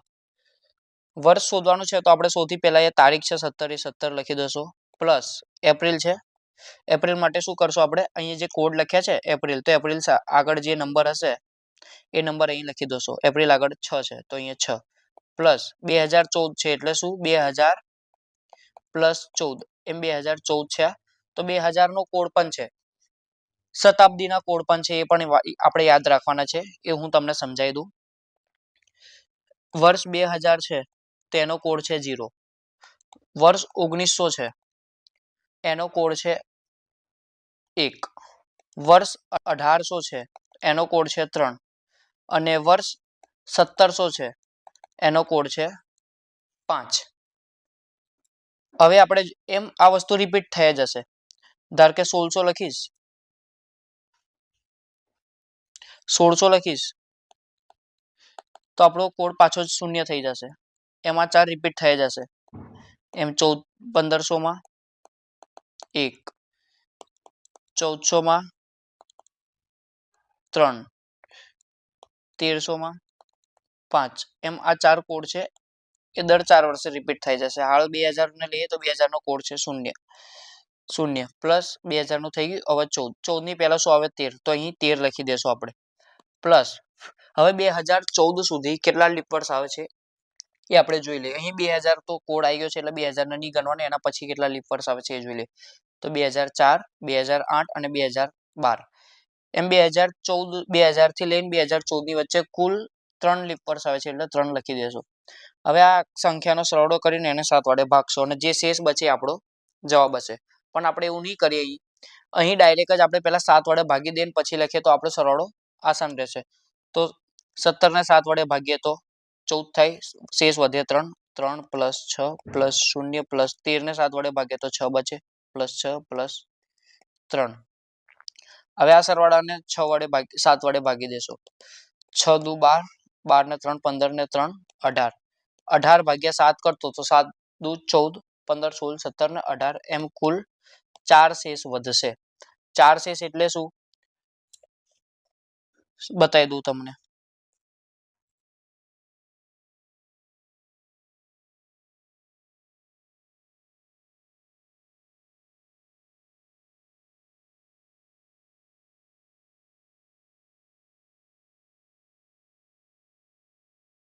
અહીં કોઈ શેષ શૂન્ય હોય તો આવે રવિવાર, 1 હોય તો સોમવાર, 2 હોય તો મંગળ, 3 હોય તો બુધ, 4 હોય તો ગુરુ, 5 હોય તો શુક્ર અને 6 હોય તો શનિવાર. એમ અહીં આપણી પાસે કઈ શેષ છે? 4 શેષ છે. 4 શેષ એટલે કયો વાર? ગુરુવાર. આપણો જવાબ છે ઓપ્શન સી ગુરુવાર. હવે પ્રશ્ન નંબર 34 તરફ આગળ વધશું. 15 ઓગસ્ટ 2026 ના રોજ કયો વાર હશે? 15 ઓગસ્ટ 2026. મહિનાનો કોડ લખી દેશો 033 614 625 035. 15 પ્લસ ઓગસ્ટનો કોડ છે જાન્યુઆરી, ફેબ્રુઆરી, માર્ચ, એપ્રિલ, મે, જૂન, જુલાઈ અને ઓગસ્ટ. ઓગસ્ટનો કોડ છે 2 પ્લસ 2 પ્લસ 2000નો કોડ છે 0 પ્લસ 26 છે. 26 ની પહેલા આવે 25 તો અહીં 25 લખી દેશો અને 2026 સુધી કેટલા લીપ વર્ષ આવે તો 2004, 8, 12, 16, 20 અને 24 એમ કુલ 6 લીપ વર્ષ આવે. 15 ભાગ્યા 7 શેષ બચશે 1 પ્લસ 2 પ્લસ 0 પ્લસ 7 તરી 21, 25 ભાગ્યા 7 કરશો તો 21 આવશે અને શેષ બચશે 4 પ્લસ 6. અહીં 4 ને 6 10, 10 ને 2 12 ને 1 13 જવાબ આવશે. 13 ને 7 વડે ભાગશો તો શેષ 6 આવશે અને શેષ 6 હોય તો હમણાં જોયું આપણે એ પ્રમાણે શનિવાર આપણો જવાબ છે. ઓપ્શન બી શનિવાર.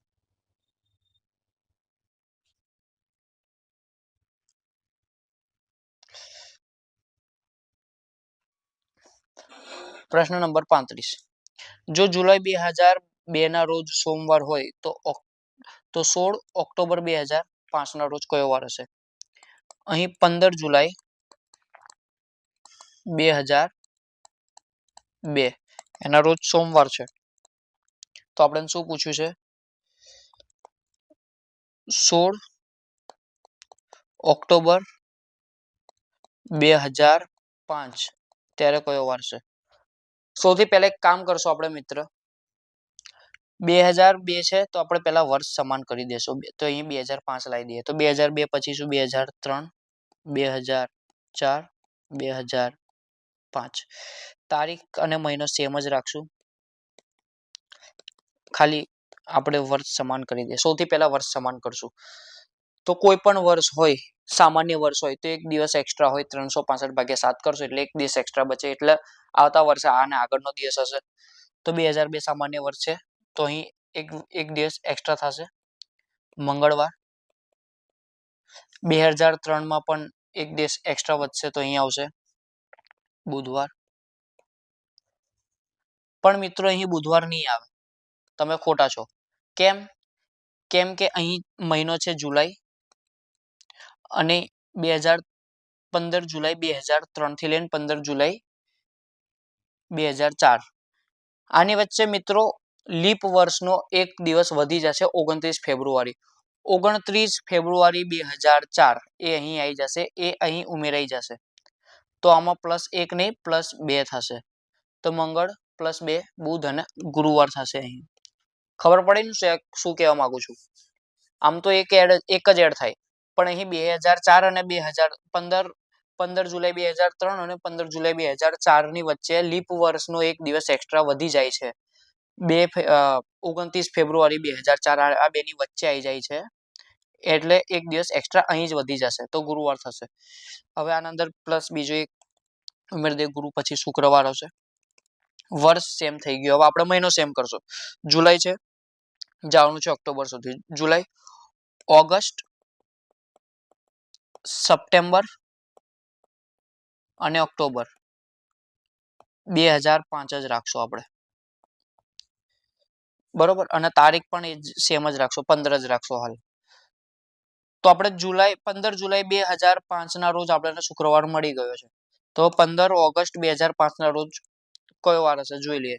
જુલાઈ મહિનામાં વિષમ દિવસોની સંખ્યા કેટલી છે, એટલે કે કેટલા દિવસો એક્સ્ટ્રા છે જુલાઈ મહિનામાં. તો જુલાઈ 31 નો મહિનો છે, એક્સ્ટ્રા દિવસ છે 28 + 3 એટલે 3 દિવસ એક્સ્ટ્રા છે. તો એ શુક્ર પછી 3 દિવસ કયો? શુક્ર, શનિ, રવિ અને અહીં સોમવાર આવશે. ઓગસ્ટ મહિનો પણ 31 દિવસનો મહિનો છે, એમાં પણ 3 દિવસ એક્સ્ટ્રા આવશે. તો 31 સપ્ટેમ્બર 2025 ના રોજ સોમ, મંગળ, બુધ અને ગુરુવાર આવશે. સપ્ટેમ્બરનો 30 દિવસનો મહિનો છે, વિષમ દિવસોની સંખ્યા 2 હશે તેમાં. તો 15 ઓક્ટોબર 2005 ના રોજ ગુરુ પછી 2 વધશે, 2 વિષમ દિવસો છે, ગુરુ, શુક્ર, શનિ આવશે. અને મિત્રો 15 ઓક્ટોબર 2005 ના રોજ શનિવાર હોય તો 16 ઓક્ટોબર 2005 ના રોજ રવિવાર હશે. આપણે 35 નો જવાબ ઓપ્શન એ રવિવાર સાચો જવાબ છે. પ્રશ્ન નંબર 36. જો લીપ વર્ષ ન હોય તો વર્ષમાં પ્રથમ દિવસ અને છેલ્લા દિવસ વચ્ચે શું વર્ષ સંબંધ હશે? મેં કીધું છે લીપ વર્ષ ન હોય તો સામાન્ય વર્ષ હોય. તો સામાન્ય વર્ષમાં શું હોય? પહેલો દિવસ અને છેલ્લો દિવસ સમાન હોય છે. તો આપણે જોઈ લઈએ. પહેલો દિવસ રવિવાર હોય, છેલ્લો દિવસ શુક્રવાર, ખોટું. પહેલો દિવસ રવિવાર, છેલ્લો દિવસ શનિવાર, ખોટું. પહેલો દિવસ મંગળવાર, છેલ્લો દિવસ શનિવાર, ખોટું. બંને દિવસો એક સરખા હોય છે, સાચું. સામાન્ય વર્ષ હોય તો પહેલો દિવસ એટલે કે 1 જાન્યુઆરી અને છેલ્લો દિવસ એટલે કે 31 ડિસેમ્બર સમાન હોય છે. અને લીપ વર્ષ હોય તો પહેલો દિવસ હોય એનો જે વાર હોય એના આગલો વાર હશે છેલ્લો દિવસ. એટલે કે સોમવાર હોય પહેલો દિવસ તો મંગળવાર હશે છેલ્લો દિવસ. પ્રશ્ન નંબર 37. 15 જાન્યુઆરી 2001 ના રોજ કયો વાર હતો? 15 જાન્યુઆરી 2001 ના રોજ કયો વાર હતો? જોઈ લઈએ. 15 ના એમને એમ લખી દેશો. જાન્યુઆરી નો કોડ છે 0, 2000 નો કોડ છે 0, 1 ની પહેલા આવે 0 તો આપણે એનો પણ 0 અને કોઈ પણ લીપ વર્ષ આવતા નથી એટલે 0. તો માત્ર 15 ભાગ્યા 7 કરવાના રે આપણે. તો 7 દુ 14, શેષ બચશે 1, શેષ 1 બચે એટલે જવાબ આવે સોમવાર. 10 સેકન્ડ પણ ના લાગે મિત્રો આ સવાલ સોલ્વ કરવામાં. ઓપ્શન એ સોમવાર. ઘડિયાળમાં કયા સમયે કલાક અને મિનિટ કાંટા એકબીજા સાથે એક જ વખત મળે છે? મિત્રો આ ઘડિયાળ છે. ઘડિયાળમાં 1 થી 12 સુધી અંક હોય છે. અને અહીં એવું છે કે કલાક કાંટો, આ કલાક કાંટો અને આ મિનિટ કાંટો દર કલાકમાં એકવાર મળે છે. પણ મિત્રો 12 કલાકમાં માત્ર એ 11 વખત જ મળે છે. એનું કારણ કોઈ એક કલાક એવો છે, કોઈ 2 કલાક અથવા કોઈ 2 કલાક એવા છે કે જેમાં આ બંને માત્ર એક જ વાર મળી શકે. બાકી દરેક કલાકે એકવાર મળે છે. દરેક કલાકે એકવાર મળે છે. પણ 12 કલાકમાં 12 વાર નથી મળતા, માત્ર 11 વાર જ મળે છે. તો આ 11 થી લઈ અને 1 આ સમય એવો છે જેમાં કલાક કાંટો અને મિનિટ કાંટો બરોબર 12 વાગે મળે છે. બરોબર 12 વાગે મળે છે. એના સિવાય ક્યાંય મળતા નથી. તો 11 થી 12 અને 12 થી 1 આ 2 કલાકનો સમયગાળો એવો છે કે જેમાં કલાક કાંટો અને મિનિટ કાંટો એકવાર મળે છે. બાકી બધા જ કલાકમાં એ અલગ અલગ એક વાર મળી લે છે. આ બધા કલાકમાં અલગ અલગ એક વાર મળી લે છે. એટલે 10 થાય છે અને એ 2 માં એક જ વખત મળે છે એટલે 11મું થાય છે. તો આપણો જવાબ ઓપ્શન બી 11 થી 1. 11 થી 1 નો સમય એવો છે જ્યાં કલાક કાંટો અને મિનિટ કાંટો એકવાર મળે છે. પ્રશ્ન નંબર 39. જ્યારે ઘડિયાળમાં 12 વાગ્યાનો સમય થાય ત્યારે કલાક કાંટો અને મિનિટ કાંટા વચ્ચે શું સંબંધ, કેટલો કોણ હશે? ઘડિયાળમાં બરાબર 2 વગાડવાના છે આપણે. ચલો વગાડી દઈએ. 12, 3, 6, 9. ઘડિયાળમાં મિત્રો બરાબરના 2 વાગે છે. આ છે કલાક કાંટો 2 ઉપર છે અને મિનિટ કાંટો રાઈટ 12 ઉપર છે. 2 વાગે છે તો કોણ કેટલાનો થશે જોઈ લે મિત્રો. ઘડિયાળ એટલે ગોળ છે. હવે ગોળનો કોણ તો બધાને ખ્યાલ હશે 360 ડિગ્રી હોય. ગોળ એંગલ 360 ડિગ્રી હોય છે. આનું પણ 360 ડિગ્રી છે એનો મતલબ. પણ અહીં આપણે ઘડિયાળને 12 ભાગમાં વહેંચી દીધી છે. 1 2 3 4 એમ 12 ભાગમાં વહેંચી દીધી છે. તો 360 ભાગ્યા 12 કરશો તો 12 તરી 36 એમ 30 ડિગ્રી એંગલ આવશે.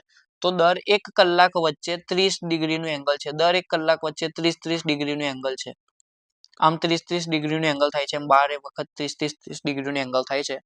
અને અહીં શું કીધું છે રાઈટ 12 વાગે છે તો શું હોય 1 કલાક એક આંકડો રાઈટ 2 ઉપર હોય અને બીજો આંકડો રાઈટ 12 ઉપર હોય.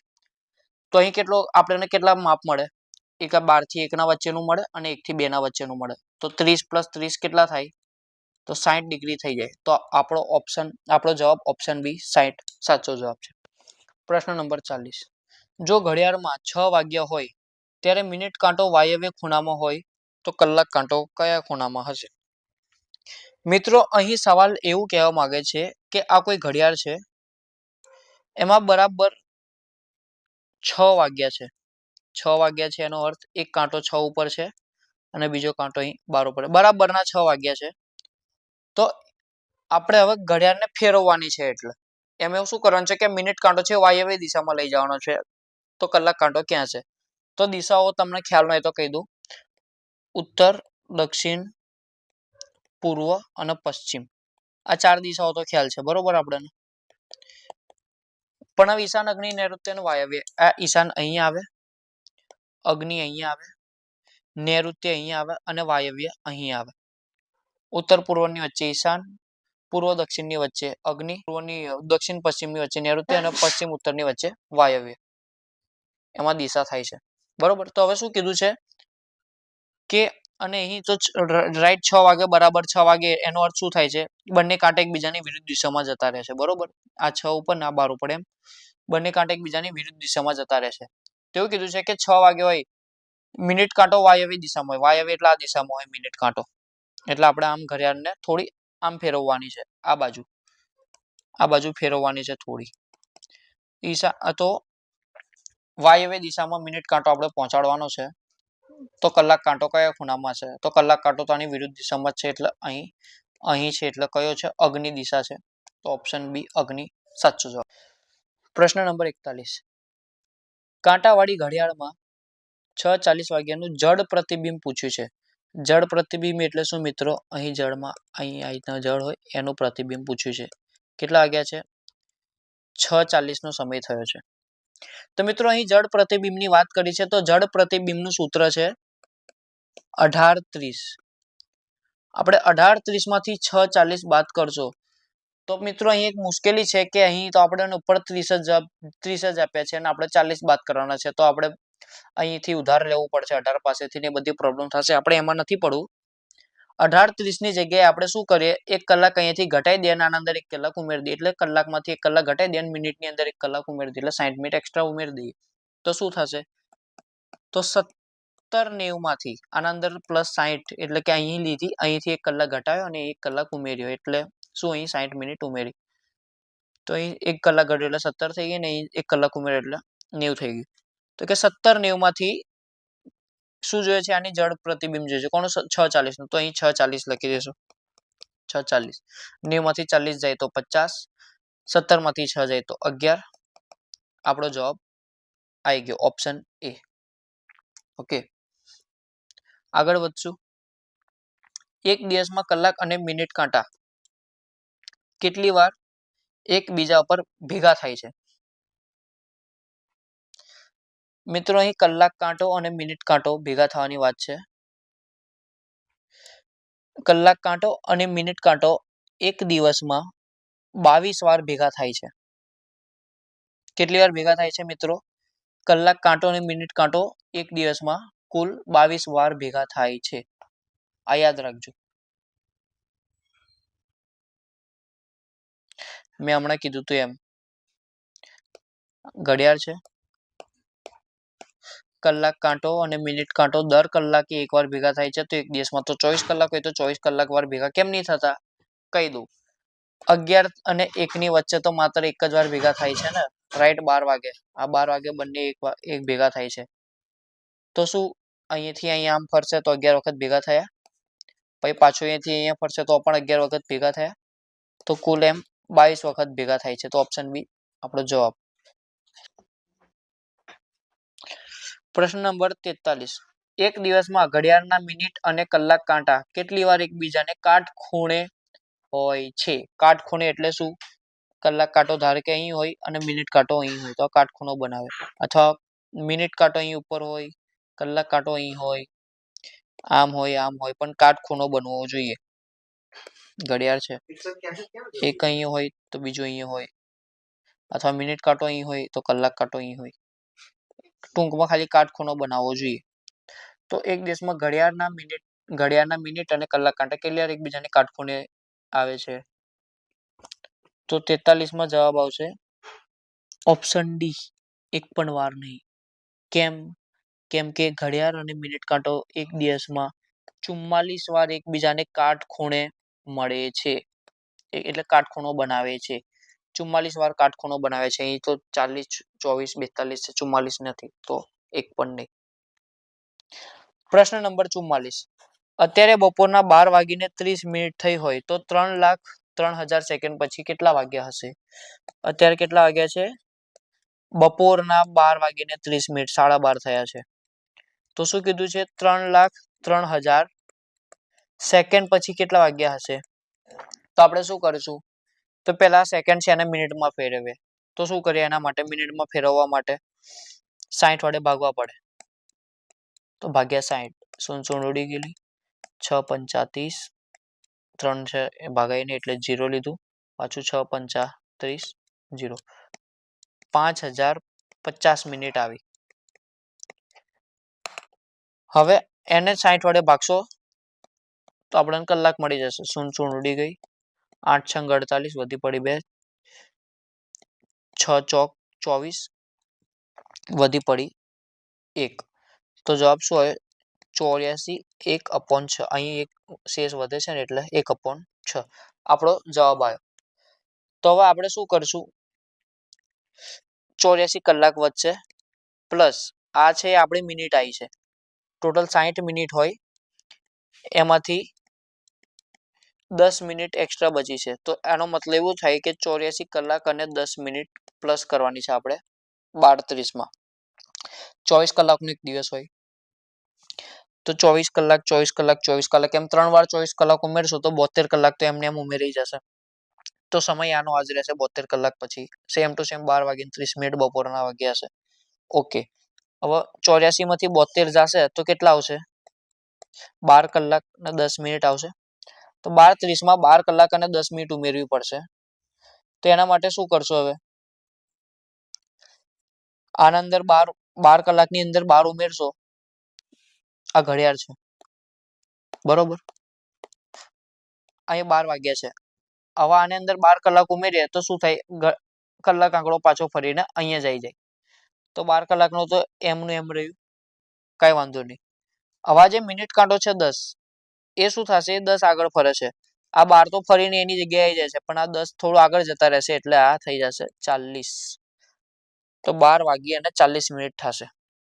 એ બી રાતના, કારણ કે આ સવારે હતું, સવારે 12 વાગ્યા હતા, તો આમ ફરીને આવશે તો રાત થઈ જશે. તો 12:40 ઓપ્શન ડી આપણો જવાબ. પ્રશ્ન નંબર 45. હવે લોહીના સંબંધો ચાલુ થયા. કરી લઈએ આપણે લોહીના સંબંધો. ચલો. જી એ એફ નો ભાઈ છે. જી ભાઈ છે. અહીંયા ભાઈ છે એટલે પુરુષ હોય તો પ્લસ ની નિશાની કરીશ અને સ્ત્રી હોય તો માઇનસ ની નિશાની કરીશ. એટલું ધ્યાન રાખજો મિત્રો. જી એ એફ નો ભાઈ છે. એફ એ કે નો પુત્ર છે. આ પણ પુરુષ જ છે એટલે એફ છે. કોનો પુત્ર છે? કે નો. કે એ એલ નો પતિ છે.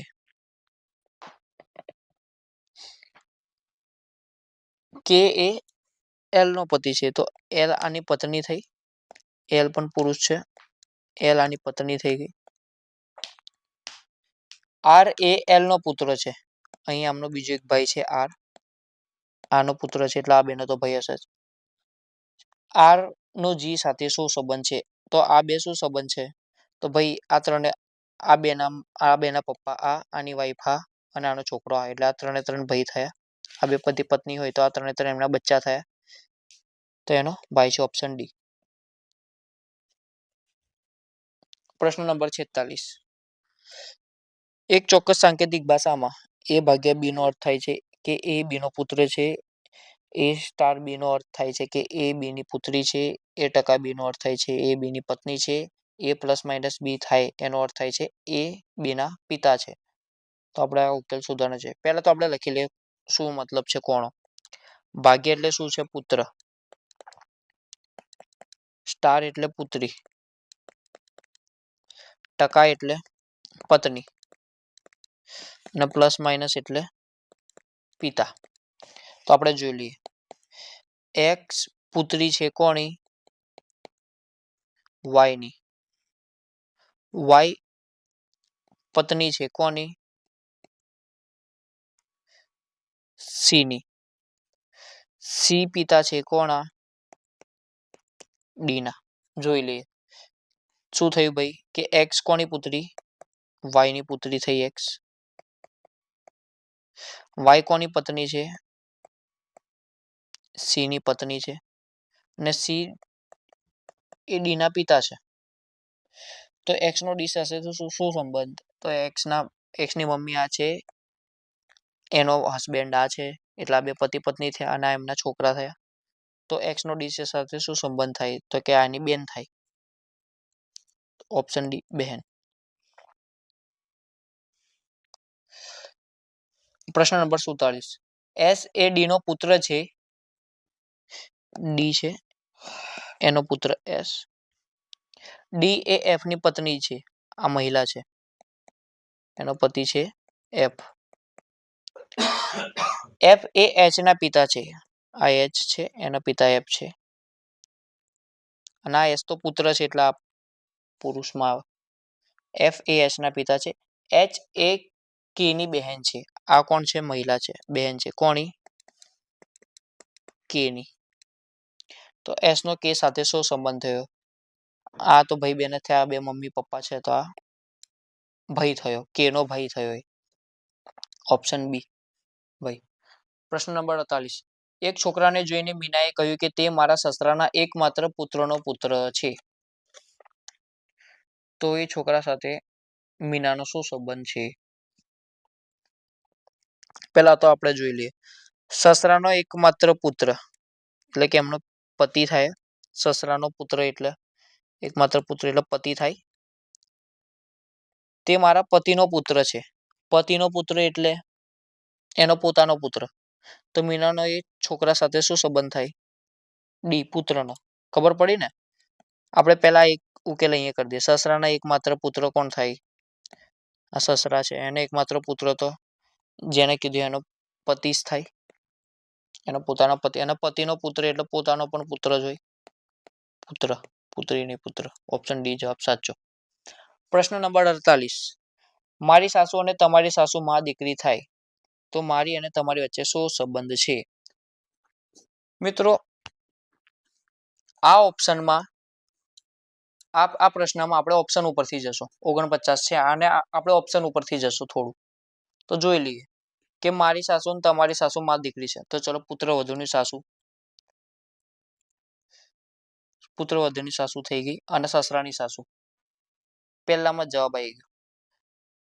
કોઈ છોકરો છે, એની પત્ની છે, પત્નીની માં, પત્નીની સાસુ અને સાસુનો આ સસરો. આ થાય.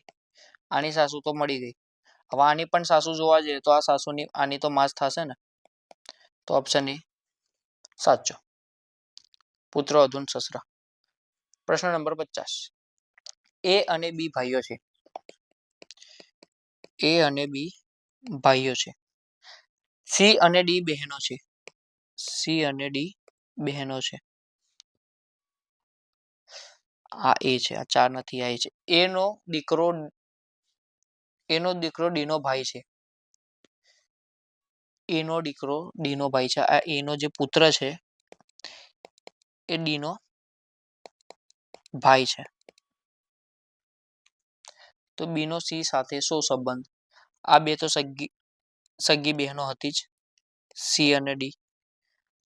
આનો પુત્ર આનો ભાઈ છે, તેનો મતલબ કે આ બધા આના જ બચ્ચા છે, એના જ બચ્ચા છે. આ સી ડી ને આ જે એનો પુત્ર છે. તો આ બે સગા ભાઈ છે, આ બે સગી બહેનો છે, એમના પપ્પા છે. એમના પપ્પાના ભાઈ કોણ થાય? કાકા થાય. ઓપ્શન સી કાકા. વ્યક્તિની તસવીર બતાવતા પી બોલ્યો, આમના પિતા મારી માતાના એકમાત્ર દીકરા છે.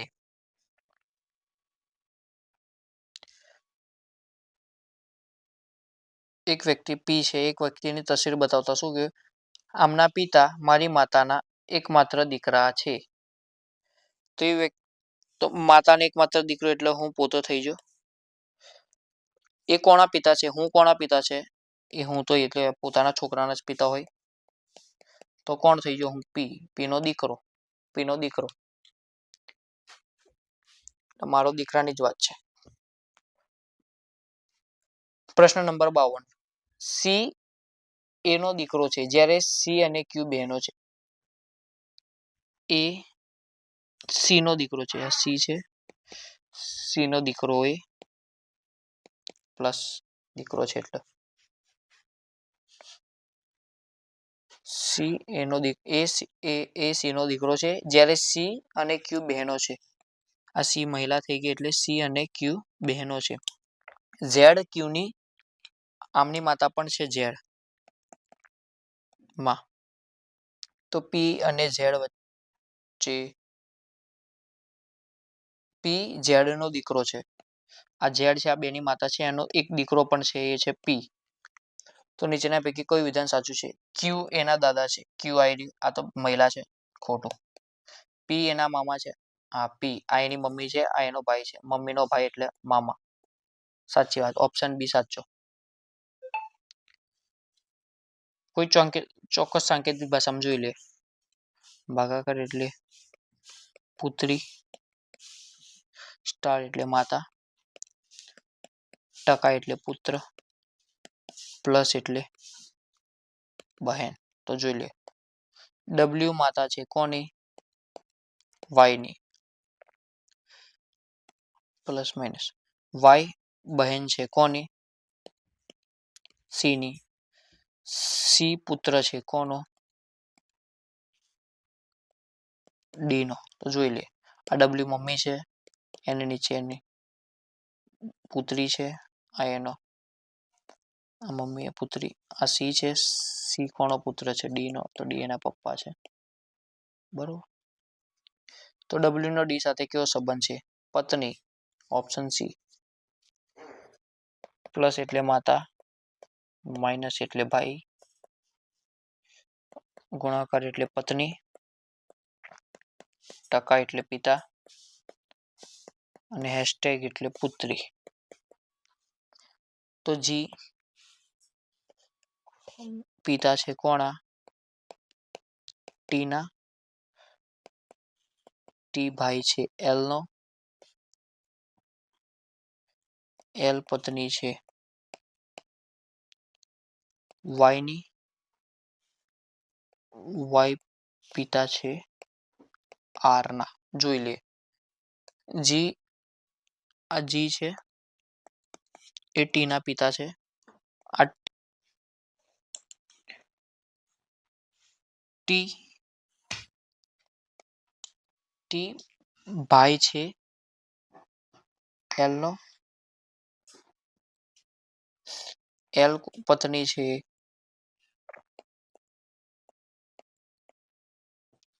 પત્ની છે વાયની અને વાય પિતા છે આર ના. વાય આર ના પિતા છે. તો આર નો જી સાથે કેવો સંબંધ છે? તો કે જી ના બે બચ્ચા છે, એક ટી અને એક એલ. એલ નો પતિ છે વાય. તો અને વાય નો દીકરો આર એટલે કે એલ નો દીકરો આર થયો. એલ નો દીકરો આર અને એલ ના પપ્પા છે. તો આર ની માતા એલ અને એલ ના પિતા જી એટલે માતાના પિતા ઓપ્શન એ.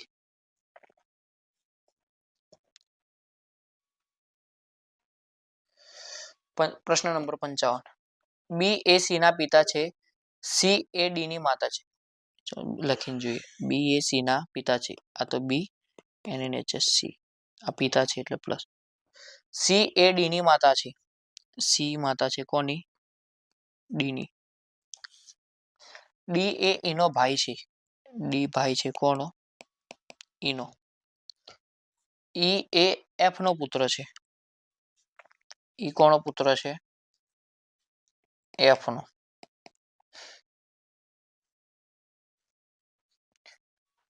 આ એનો ભાઈ છે, આ એની મમ્મી છે, એનો મતલબ આ બે પતિ પત્ની થયા.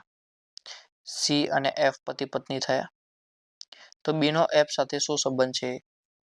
તો કે આ બે પતિ પત્ની થયા. આ પત્ની છે, આ પત્નીના પપ્પા છે. તો શું થાય? પત્નીના પિતા. Option B.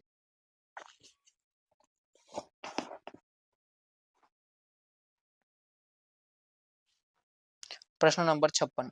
B A C ના પિતા છે. પાછું બી સી ના પિતા છે. સી એ ડી નો ભાઈ છે. સી ભાઈ છે કોનો? ડી નો. ડી એ ઈ સાથે લગ્ન કર્યા. આ ડી એ લગ્ન કર્યા કોની સાથે? ઈ સાથે. ઈ એ એફ ની માતા છે. એફ ની માતા છે કોણ? ઈ. એટલે આ માતા છે, એનો મતલબ આ પિતા છે. તો બી નો એફ સાથે શું સંબંધ છે? બી નો એફ સાથે શું સંબંધ છે? જોઈ લઈએ. આ છોકરો છે, એની મમ્મી છે એટલે એના પપ્પા છે. આ પપ્પા છે, આ પપ્પા છે, એના પપ્પા આ છે. તો પિતાના પિતા થાય. Option A. ડી પિતા છે, ડી ના પણ પિતા બી છે. તો પિતાના પિતા. પ્રશ્ન નંબર 57. એ આર ના પિતા છે. એ આર ના પિતા છે. વી એનો ભાઈ છે. વી કોનો ભાઈ છે? એનો. તો પ્લસ. જો આઈ એના પિતા હોય, આઈ એના પણ પિતા આઈ છે. ડી નો વી સાથે શું સંબંધ છે? ડી કોણ છે? ડી તો આપ્યું જ નહીં કાંઈ. તો ઓપ્શન ડી. આમાંથી એક પણ નહીં. પ્રશ્ન નંબર 58. ધારો કે એ સી નો પુત્ર છે. સી નો પુત્ર એ. સી અને ક્યુ સગી બહેનો છે. આ સી એટલે આ માતા થઈ ગઈ. સી અને ક્યુ સગી બહેનો છે. ઝેડ એ ક્યુ ની માતા છે. આ ક્યુ ની માતા એટલે કે સી ની માતા પણ થઈ ગઈ ઝેડ. આ બંનેની માતા થઈ ગઈ ઝેડ. તો પી એ ઝેડ નો અને પી ઝેડ નો પુત્ર છે પાછો. ઝેડ નો પુત્ર એટલે આ બે નો ભાઈ પણ હશે. તો નીચેમાંથી શું સંબંધ સાચો છે? હમણાં સવાલ પૂછે કે લગભગ એનો રિપીટ થયો લાગે છે. સી અને પી બંને બહેનો છે. સી અને પી આ તો મામા છે, પુત્ર છે, બહેનો નહીં. પી એના પિતરાઈ છે. પિતરાઈ ના થાય ભાઈ. સી એના મામા છે. હા મામા છે. આ મમ્મી છે, મમ્મીનો ભાઈ એટલે આ એના મામા થાય. Option C. પ્રશ્ન નંબર 59. એક્સ એ વાય નો ભાઈ છે. એક્સ વાય નો ભાઈ એટલા પ્લસ. ઝેડ એ એક્સ ની બહેન છે. આની બહેન છે ઝેડ એટલા માઇનસ. પી એ જે નો ભાઈ છે. જે એ પી એ અહીં લખી દઈએ. પી એ જે નો ભાઈ છે. ઓકે. જે એ વાય ની દીકરી છે. આ વાય છે, એની દીકરી જે અને એનો ભાઈ પી. એટલે વાય ના દીકરી જે અને વાય નો દીકરો પી એમ થયું. વાય એ વી નો પતિ છે. વાય આની પત્ની કોણ છે? વી. આ બે પતિ પત્ની છે. વાય એ વી નો પતિ છે. તો પી ના કાકા કોણ? આ પી છે, એના પપ્પા વાય છે. વાય ની એક બેન છે ઝેડ અને વાય નો એક ભાઈ છે એક્સ.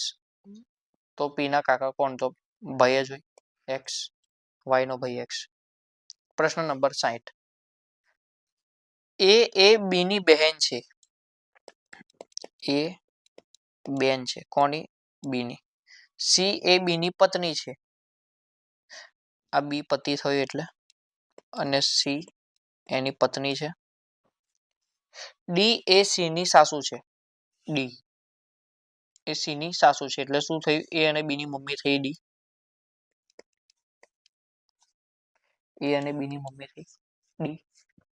તો એના દીકરાને ડી ના પતિ વચ્ચે શું સંબંધ છે? એ છે આ એનો દીકરો અને આ ડી જે આ બેની માં છે, એ ની અને બી ની માં છે, એ બેનો આનો પતિ એટલે કે આ બેના પપ્પા થાય, આ બેના પિતા થાય અને એમનો છોકરો છે. તો શું થાય? દાદા અને પૌત્રની જોડી થઈ ગઈ. Option D. હવે હિસ્ટ્રી ચાલુ થયું. પ્રશ્ન નંબર 61 થી લઈને પ્રશ્ન નંબર 82 સુધી હિસ્ટ્રી જોઈ લઈએ. સમ્રાટ અશોક કયા નામથી ઓળખાતા હતા? વિદ્યાર્થી મિત્રો, અહીં ઘણા વિદ્યાર્થીઓને પ્રિયદર્શી વંચાતો છે, પણ આ ન છે. ન છેલ્લે ન દેખાય છે, પ્રિયદર્શી ન. પ્રિયદર્શી ના તો કોઈ શબ્દ જ નથી. પ્રિયદર્શી માત્ર ખાલી પ્રિયદર્શી હોત તો આ જવાબ આવે, પણ પ્રિયદર્શીન છે તો આ જવાબ નહીં આવે. દેવપ્રિય ના, દેવપ્રિય પણ નહીં. સન્મુખ પ્રિય આ પણ નથી. દેવાનામ પ્રિય, હા, ઓપ્શન ડી. પ્રશ્ન નંબર 62. નીચેના રાજાઓના નામ ધ્યાને લો. ચંદ્રગુપ્ત મૌર્ય, ચંદ્રગુપ્ત, બિંબિસાર, બિંદુસાર અને અશોક. કાળક્રમ મુજબ ગોઠવતા નીચેના વિધાન ધ્યાન. વિદ્યાર્થી મિત્રો, અહીં એક ખાસ વસ્તુ યાદ રાખજો. બિંદુસાર અને બિંબિસાર આ બેમાં કન્ફ્યુઝ ના થતા. આ બિંબિસાર છે એ હર્યક વંશનો રાજા છે. એ મૌર્ય વંશ પહેલાનો પણ વંશ છે. એટલે બિંબિસાર હર્યક વંશનો રાજા છે, એટલે સૌથી પહેલા એ આવશે, કારણ કે મૌર્ય વંશ પહેલા પણ એ છે. તો પહેલા બિંબિસાર આવે, એના પછી ચંદ્રગુપ્તનો સ્થાપક ચંદ્રગુપ્ત આવે, એટલે કે 3. એના પછી 1 આવે, પછી ચંદ્રગુપ્તનો છોકરો છે બિંદુસાર, તો એ આવે, અને બિંદુસારનો પુત્ર છે અશોક, એના પછી અશોક આવે, અને અશોક પછી ગુપ્ત વંશનો રાજા ચંદ્રગુપ્ત, ગુપ્ત વંશનો રાજા છે એ આવે. તો 3, 1, 4, 3, 1, 4. આ 3 નથી મિત્રો, આ 5 છે. 3, 1, 4, 5, 2. 3, 1, 4, 5, 2. ઓપ્શન ડી આપણો જવાબ. પ્રશ્ન નંબર 63. ભારતમાં આવેલ વિદેશી પ્રવાસી. ભારતમાં તો સૌથી પહેલા મૌર્ય વંશમાં આવ્યો તો એક વિદેશી પ્રવાસી મેગેસ્થનીસ છે. તો અહીં મેગેસ્થની આગળ હોય એવું એક જ ઓપ્શન છે, ઓપ્શન ડી. એના પછી આવ્યો ફાયન, અને એના પછી હર્ષવર્ધનના સમયમાં આવ્યું હુએનસાંગ. મેગેસ્થનીસ આવ્યો તો ચંદ્રગુપ્ત મૌર્યના સમયમાં. સેલ્યુકસ નિકેટસનો રાજદૂત હતો. પ્રશ્ન નંબર 64. મહાજનપદ અને તેની રાજધાની વિશે નીચેના જોડકા ધ્યાનમાં લો. મગધની રાજધાની હતી રાજગૃહ.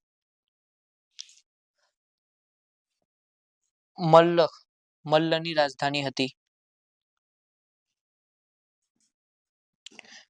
કુશીનારા.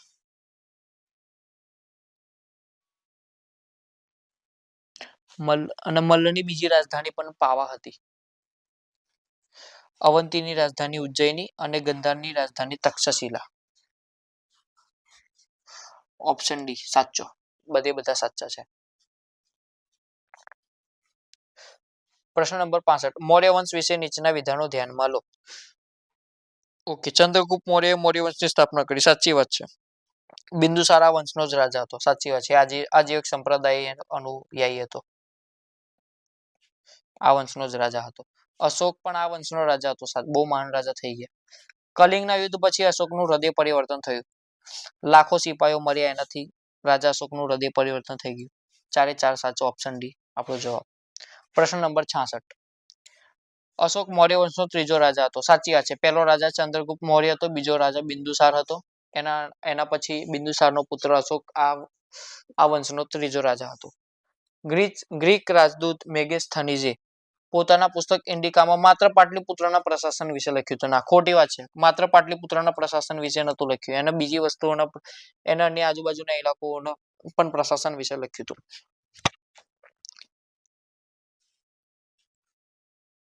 ત્રીજું વાક્ય. અશોકના શિલાલેખો પ્રાકૃત ઉપરાંત આર્મિક તથા ગ્રીક ભાષામાં લખવામાં આવેલા હતા, સાચી વાત છે.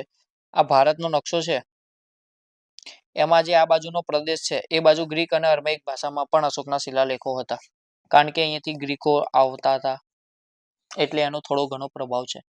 તો ઓપ્શન બી 1 અને 3 બંને સાચું. પ્રશ્ન નંબર 67. ગિરનારના પર્વત પર 14 શિલાલેખ છે, તે કોના દ્વારા બનાવવામાં આવ્યા છે? મૌર્ય વંશના સમ્રાટ અશોક. આપણો જવાબ. પ્રશ્ન નંબર 68. મેગેસ્થનીઝને ખાલી જગ્યાએ ચંદ્રગુપ્ત મૌર્યના દરબારમાં રાજદૂત તરીકે મોકલ્યા હતા. હમણાં જ કીધું મેં, સેલ્યુકસ નિકેટસ. ચંદ્રગુપ્ત મૌર્યની પત્ની હેલેનાના પિતા હતા, એટલે ચંદ્રગુપ્ત મૌર્યના સસરા હતા. અને એમના પોતાનો રાજદૂત મેગેસ્થનીઝને ચંદ્રગુપ્ત મૌર્યને દરબારમાં મોકલ્યો હતો. પ્રશ્ન નંબર 69. ચંદ્રગુપ્ત મૌર્ય પછી મગધના સમ્રાટ કોણ બન્યા? ચંદ્રગુપ્ત પછી આવ્યો એમનો પુત્ર બિંદુસાર, અને બિંદુસાર પછી આવ્યો એમનો પુત્ર અશોક. એટલે ચંદ્રગુપ્ત મૌર્ય પછી કોણ આવ્યું? બિંદુસાર. Option B. પ્રશ્ન નંબર 70. ચંદ્રગુપ્ત પહેલાનો શાસનકાળ કયા વર્ષમાં શરૂ થયો હતો? વિદ્યાર્થી મિત્રો, ઈસવીસન પૂર્વ 320. યાદ રાખજો, ઈસવીસન પૂર્વ 320 માં ચંદ્રગુપ્ત મૌર્યનો શાસનકાળ શરૂ થઈ ગયો હતો. એટલે ઈસુ જન્મ્યા એના પણ 320 વર્ષ પહેલા. પ્રશ્ન નંબર 71. જુનાગઢ જિલ્લામાં આવેલ સુરદર્શન તળાવનું નિર્માણ કોને કરાયું છે? વિદ્યાર્થી મિત્રો, અહીં ચંદ્રગુપ્ત અને ચંદ્રગુપ્તનો ગુજરાત એટલે કે જુનાગઢ ગિરનારનો સૂબો પુષ્પગુપ્ત, બંને જવાબ સાચા છે. બેમાંથી જે ઓપ્શનમાં હોય ચંદ્રગુપ્તને પ્રાયોરિટી આપવાની, બેમાંથી જે પણ હોય ઓપ્શનમાં ટિક કરી દેવાનું. મૌર્ય વંશની સ્થાપના કોને કરી હતી? ચંદ્રગુપ્તે. હમણાં જ આવ્યું. ઇન્ડિકા પુસ્તક કોને લખ્યું? મેગેસ્થનીસે ઇન્ડિકા પુસ્તક લખ્યું. એના અંદર તેમને મગધના પ્રશાસન ને બધા વિશે માહિતી આપી હતી. પ્રશ્ન નંબર 74. મેગેસ્થનીસને મૌર્ય યુગમાં સમાજના કેટલા વર્ણોમાં ઉલ્લેખ કર્યો હતો? મેગેસ્થનીસે પોતાનો પુસ્તક ઇન્ડિકામાં સમાજને 7 ભાગમાં વિભાજિત કરી હતી. સમાજમાં 7 વર્ણ હતા એનો ઉલ્લેખ કર્યો છે. આ ખાસ નોંધવા જેવી બાબત છે. પ્રશ્ન નંબર 75. અશોકે કોની પાસેથી બૌદ્ધ ધર્મની દીક્ષા લીધી હતી? ઉપગુપ્ત. કન્ફ્યુઝ ના થતા, રાધાગુપ્ત ના આવે, ઉપગુપ્ત આવે. મૌર્ય યુગમાં ખેતી વિભાગના વડાને શું કહેવામાં આવતા હતા? ખેતી એટલે જમીન.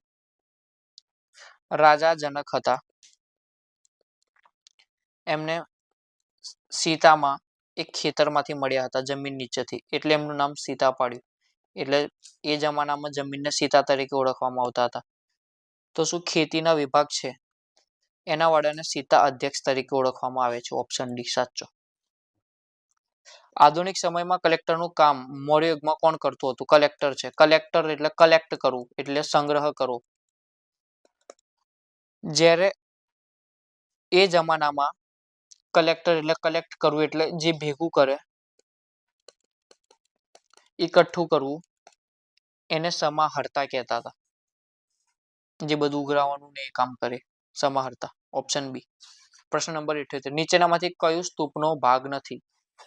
હાર્મિક સ્તૂપનો ભાગ છે, અંડપણ સ્તૂપનો ભાગ છે, અને મેધીપણ સ્તૂપનો ભાગ છે. વિદ્યાર્થી મિત્રો, દક્ષિણ ભારતમાં સ્થાપત્ય શૈલી, આપણે મંદિરોની સ્થાપત્ય શૈલી જોશો, એમાં મંદિરના એન્ટ્રી ગેટ જે હોય છે એને ગોપુરમ કહેવામાં આવે છે. મંદિરની બહાર જે તોરણ હોય છે એન્ટ્રીનું, એને ગોપુરમ કહેવામાં આવે છે. એટલે આપણો ઓપ્શન સી સાચો જવાબ છે. ગોપુરમ એ સ્તૂપનો ભાગ નથી, એ દક્ષિણ ભારતના મંદિર સ્થાપત્યનો ભાગ છે. કરદમા નદી, જેના પરથી કારદમક વંશનું નામ પડ્યું છે, આ કરદમા નદી, એ કઈ બાજુની છે? Option B ઈરાનની. કારદમક વંશ કયા સંપ્રદાયને અનુસરતા હતા? ઓપ્શન એ સેવ.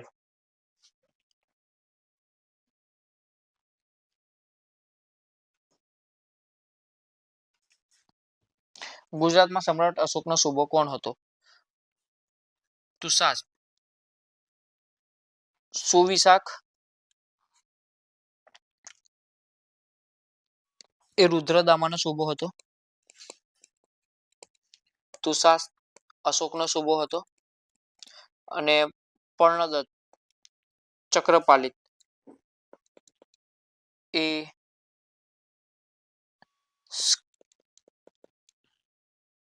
સ્કંદગુપ્તના સૂબા હતા. તુષાસ એ અશોકનો સૂબો હતો. પછી ચંદ્રગુપ્ત મૌર્યનો સૂબો હતા પુષ્પગુપ્ત વૈશ્ય. સુવિશાખ એ રુદ્રદામાના સુબા હતા અને પર્ણદત્ત એ સ્કંદગુપ્તના સુબા હતા. આ યાદ કરી દેજો.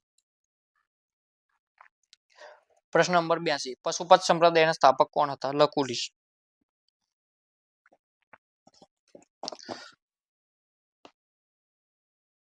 પ્રશ્ન નંબર 83. જન્મ મરણના પ્રમાણપત્ર, હવે કરંટ ચાલુ થયું મિત્રો. પ્રશ્ન નંબર 83. જન્મ મરણના પ્રમાણપત્રોમાં નામ સુધારણાની પ્રક્રિયા ગુજરાતના કયા વિભાગ હેઠળ આવે છે? તો આમાં ઓપ્શન બી આરોગ્ય અને પરિવાર કલ્યાણ વિભાગ આવે. જન્મ અને મરણના પ્રમાણપત્રની નોંધણી નામ સુધારણાની પ્રક્રિયા આ વિભાગના હેઠળ આવે છે. આરોગ્ય અને પરિવાર કલ્યાણ. 84. જન્મ મરણની નોંધમાં માત્ર એક જ વાર સુધારો થાય. આ નિયમ કયા વર્ષમાં જાહેર થયો હતો? મિત્રો આ નિયમ 2007માં જાહેર થયો હતો. જન્મ મરણની નોંધમાં માત્ર એક જ વખત સુધારો થઈ શકે. 2007માં નિયમ આવ્યો હતો. પીએમ જનમન પ્રધાનમંત્રી જનજાતિ આદિવાસી ન્યાય મહાઅભિયાન. આ છે પીએમ જનમનનું ફૂલ ફોર્મ. પીએમ જનમન એટલે કે આદિવાસી જૂથ માટે કામ કરે છે એટલી ખબર પડી ગઈ. યોજના અમલીકરણ માં કયું રાજ્ય સમગ્ર દેશમાં પ્રથમ ક્રમે છે? તો ઓપ્શન છે આપણું ગુજરાત. ગુજરાત પ્રધાનમંત્રી જનજાતિ આદિવાસી ન્યાય મહાઅભિયાનમાં પ્રથમ ક્રમે છે. ઓપ્શન 86. નીચેનામાંથી પીવીજીટી આદિવાસી જનજાતિ મુખ્ય કઈ રીતે ગુજરાતમાં વસે છે? મિત્રો પીવીજીટી આદિવાસી એટલે શું?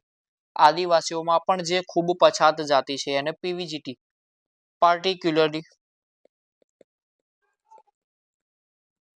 વનરેબલ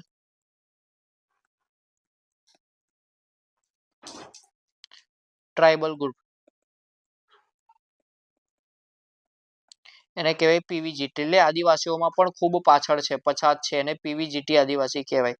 ઓલ ઓવર ભારતમાં, ઓલ ઓવર ઇન્ડિયામાં કુલ 75 આવી પીવીજીટી જાતિઓ છે. પીવીજીટી આદિવાસી જાતિઓ છે. એમાંથી ગુજરાતમાં કઈ કઈ રહે છે? એક તો કાથોડી રહે છે, પઢાર પણ રહે છે, ભીલ નથી, સાંથલ નથી અને કોલગા રહે છે. તો 1, 2 અને 5 ઓપ્શન ડી 1, 2 અને 5 કાથોડી, પઢાર અને કોલગા. ગુજરાતમાં કુલ 5 છે, એમાંની 3. જનજાતિ ગૌરવ દિવસ કઈ તારીખે મનાવવામાં આવે છે? આદિવાસી સમૂહના આગળ પડતા ભગવાન બિરસા મુંડા એમની જન્મ તારીખે જનજાતિ ગૌરવ દિવસ મનાવવામાં છે. એમની જન્મ તારીખ છે 15 નવેમ્બર. 15 નવેમ્બરના દિવસે જનજાતિ ગૌરવ દિવસ મનાવવામાં આવે છે. નીચેના વિધાનો ધ્યાનમાં લો. તાજેતરમાં રતનમહાલ વન્યજીવ અભયારણ્યમાંથી નર વાઘની હાજરી પુષ્ટિ કરવામાં આવી છે. સાચું. રતનમહાલ વન્યજીવ અભયારણ્ય મહીસાગરમાં છે. ખોટું. કઈ બાજુ છે? તો દાહોદમાં. રતનમહાલ વન્યજીવ અભયારણ્ય દાહોદમાં છે, મહીસાગરમાં નહીં. ખોટું.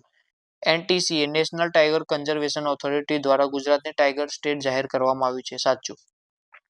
પહેલું અને ત્રીજું સાચું.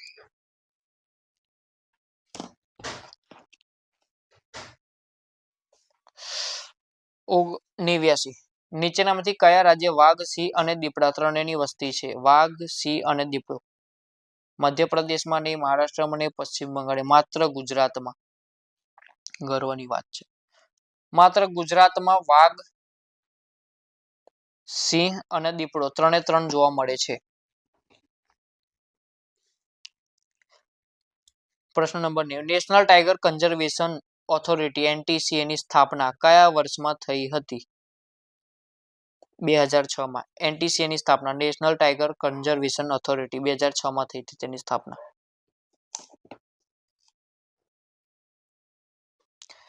GARC નું ફૂલ ફોર્મ શું છે? Gujarat administration reform commission. GARC. જેના પ્રમુખ હસમુખ અઢિયા બનાવવામાં આવે. GARC એનું ફૂલ ફોર્મ છે ગુજરાત એડમિનિસ્ટ્રેટિવ એટલે વહીવટી સુધારા આયોગ. ગુજરાત વહીવટી સુધારા આયોગ. Gujarat administrative reform commission. પ્રશ્ન નંબર 92. ગુજરાતની અંદાજિત આવક કેટલી છે? માથાદીઠ આવક 3 લાખ. અંદાજિત 3 લાખ છે. તાનારીરી મહોત્સવ 2025 નું આયોજન કઈ બાજુ કરવામાં આવે છે? હર વખતે વડનગરમાં જ કરવામાં આવે છે. Option D. સંગીતની બેલડી તાનારીરી. તાનારીરી મહોત્સવનું આયોજન ક્યારે કરવામાં આવે છે? મિત્રો, કારતક સુદ નોમ. Option C. કારતક સુદ નોમના દિવસે તાનારીરીનું આયોજન કરવામાં આવે છે. તાનારીરી મહોત્સવનું. પ્રશ્ન નંબર 95. કેન્દ્રીય ગૃહ અને સહકાર મંત્રી દ્વારા અર્થ સમિટ 2025 નું આયોજન કઈ બાજુ કરવામાં આવ્યું? આપણા ગાંધીનગરમાં. Option B. ગાંધીનગરમાં. અર્થ સમિટ 2025 નું આયોજન ક્યાં થયું? ગાંધીનગરમાં થયું. છઠ્ઠો રાષ્ટ્રીય જળ પુરસ્કાર 2024 શ્રેષ્ઠ રાજ્યની કેટેગરીમાં કયા રાજ્યને પ્રથમ સ્થાન મળ્યું? જળ પુરસ્કાર છે કયો? છઠ્ઠો જળ પુરસ્કાર છે રાષ્ટ્રીય જળ પુરસ્કાર 2024 એમાં રાજ્ય કેટેગરીમાં પ્રથમ ક્રમ કોનો આવ્યો છે? મહારાષ્ટ્રનો. કોનો આવ્યો છે? મહારાષ્ટ્રનો. જળ પુરસ્કારમાં પ્રથમ ક્રમ મહારાષ્ટ્ર, ત્રીજો ક્રમ ગુજરાતનો. વર્ષ 2030 કોમનવેલ્થ ગેમ્સ કયા શહેરમાં યોજાશે? કોમનવેલ્થ ગેમ્સ 2030 મિત્રો અમદાવાદમાં યોજાશે. મનરેગાનું નામ બદલીને વીબીજી રામ કરવામાં આવ્યું છે. આ યોજના હેઠળ કેટલા દિવસની રોજગારની ગેરંટી આપવામાં આવે છે? મનરેગા હેઠળ 100 દિવસ હતા. આ વીબીજી રામ હેઠળ 125 દિવસની ગેરંટી આપવામાં આવે છે. ઓપ્શન સી આપણો જવાબ. મનરેગા યોજનાની શરૂઆત કયા વર્ષમાં થઈ હતી? 2005 થઈ હતી. મનરેગાની શરૂઆત ક્યારે થઈ? 2005. પ્રશ્ન નંબર 100. વર્ષ 2025 25મી સમર ડેફલિમ્પિક કયા દેશમાં યોજવામાં આવી હતી? 2025 ડેફલિમ્પિક ક્યાં યોજાઈ હતી? જાપાનમાં.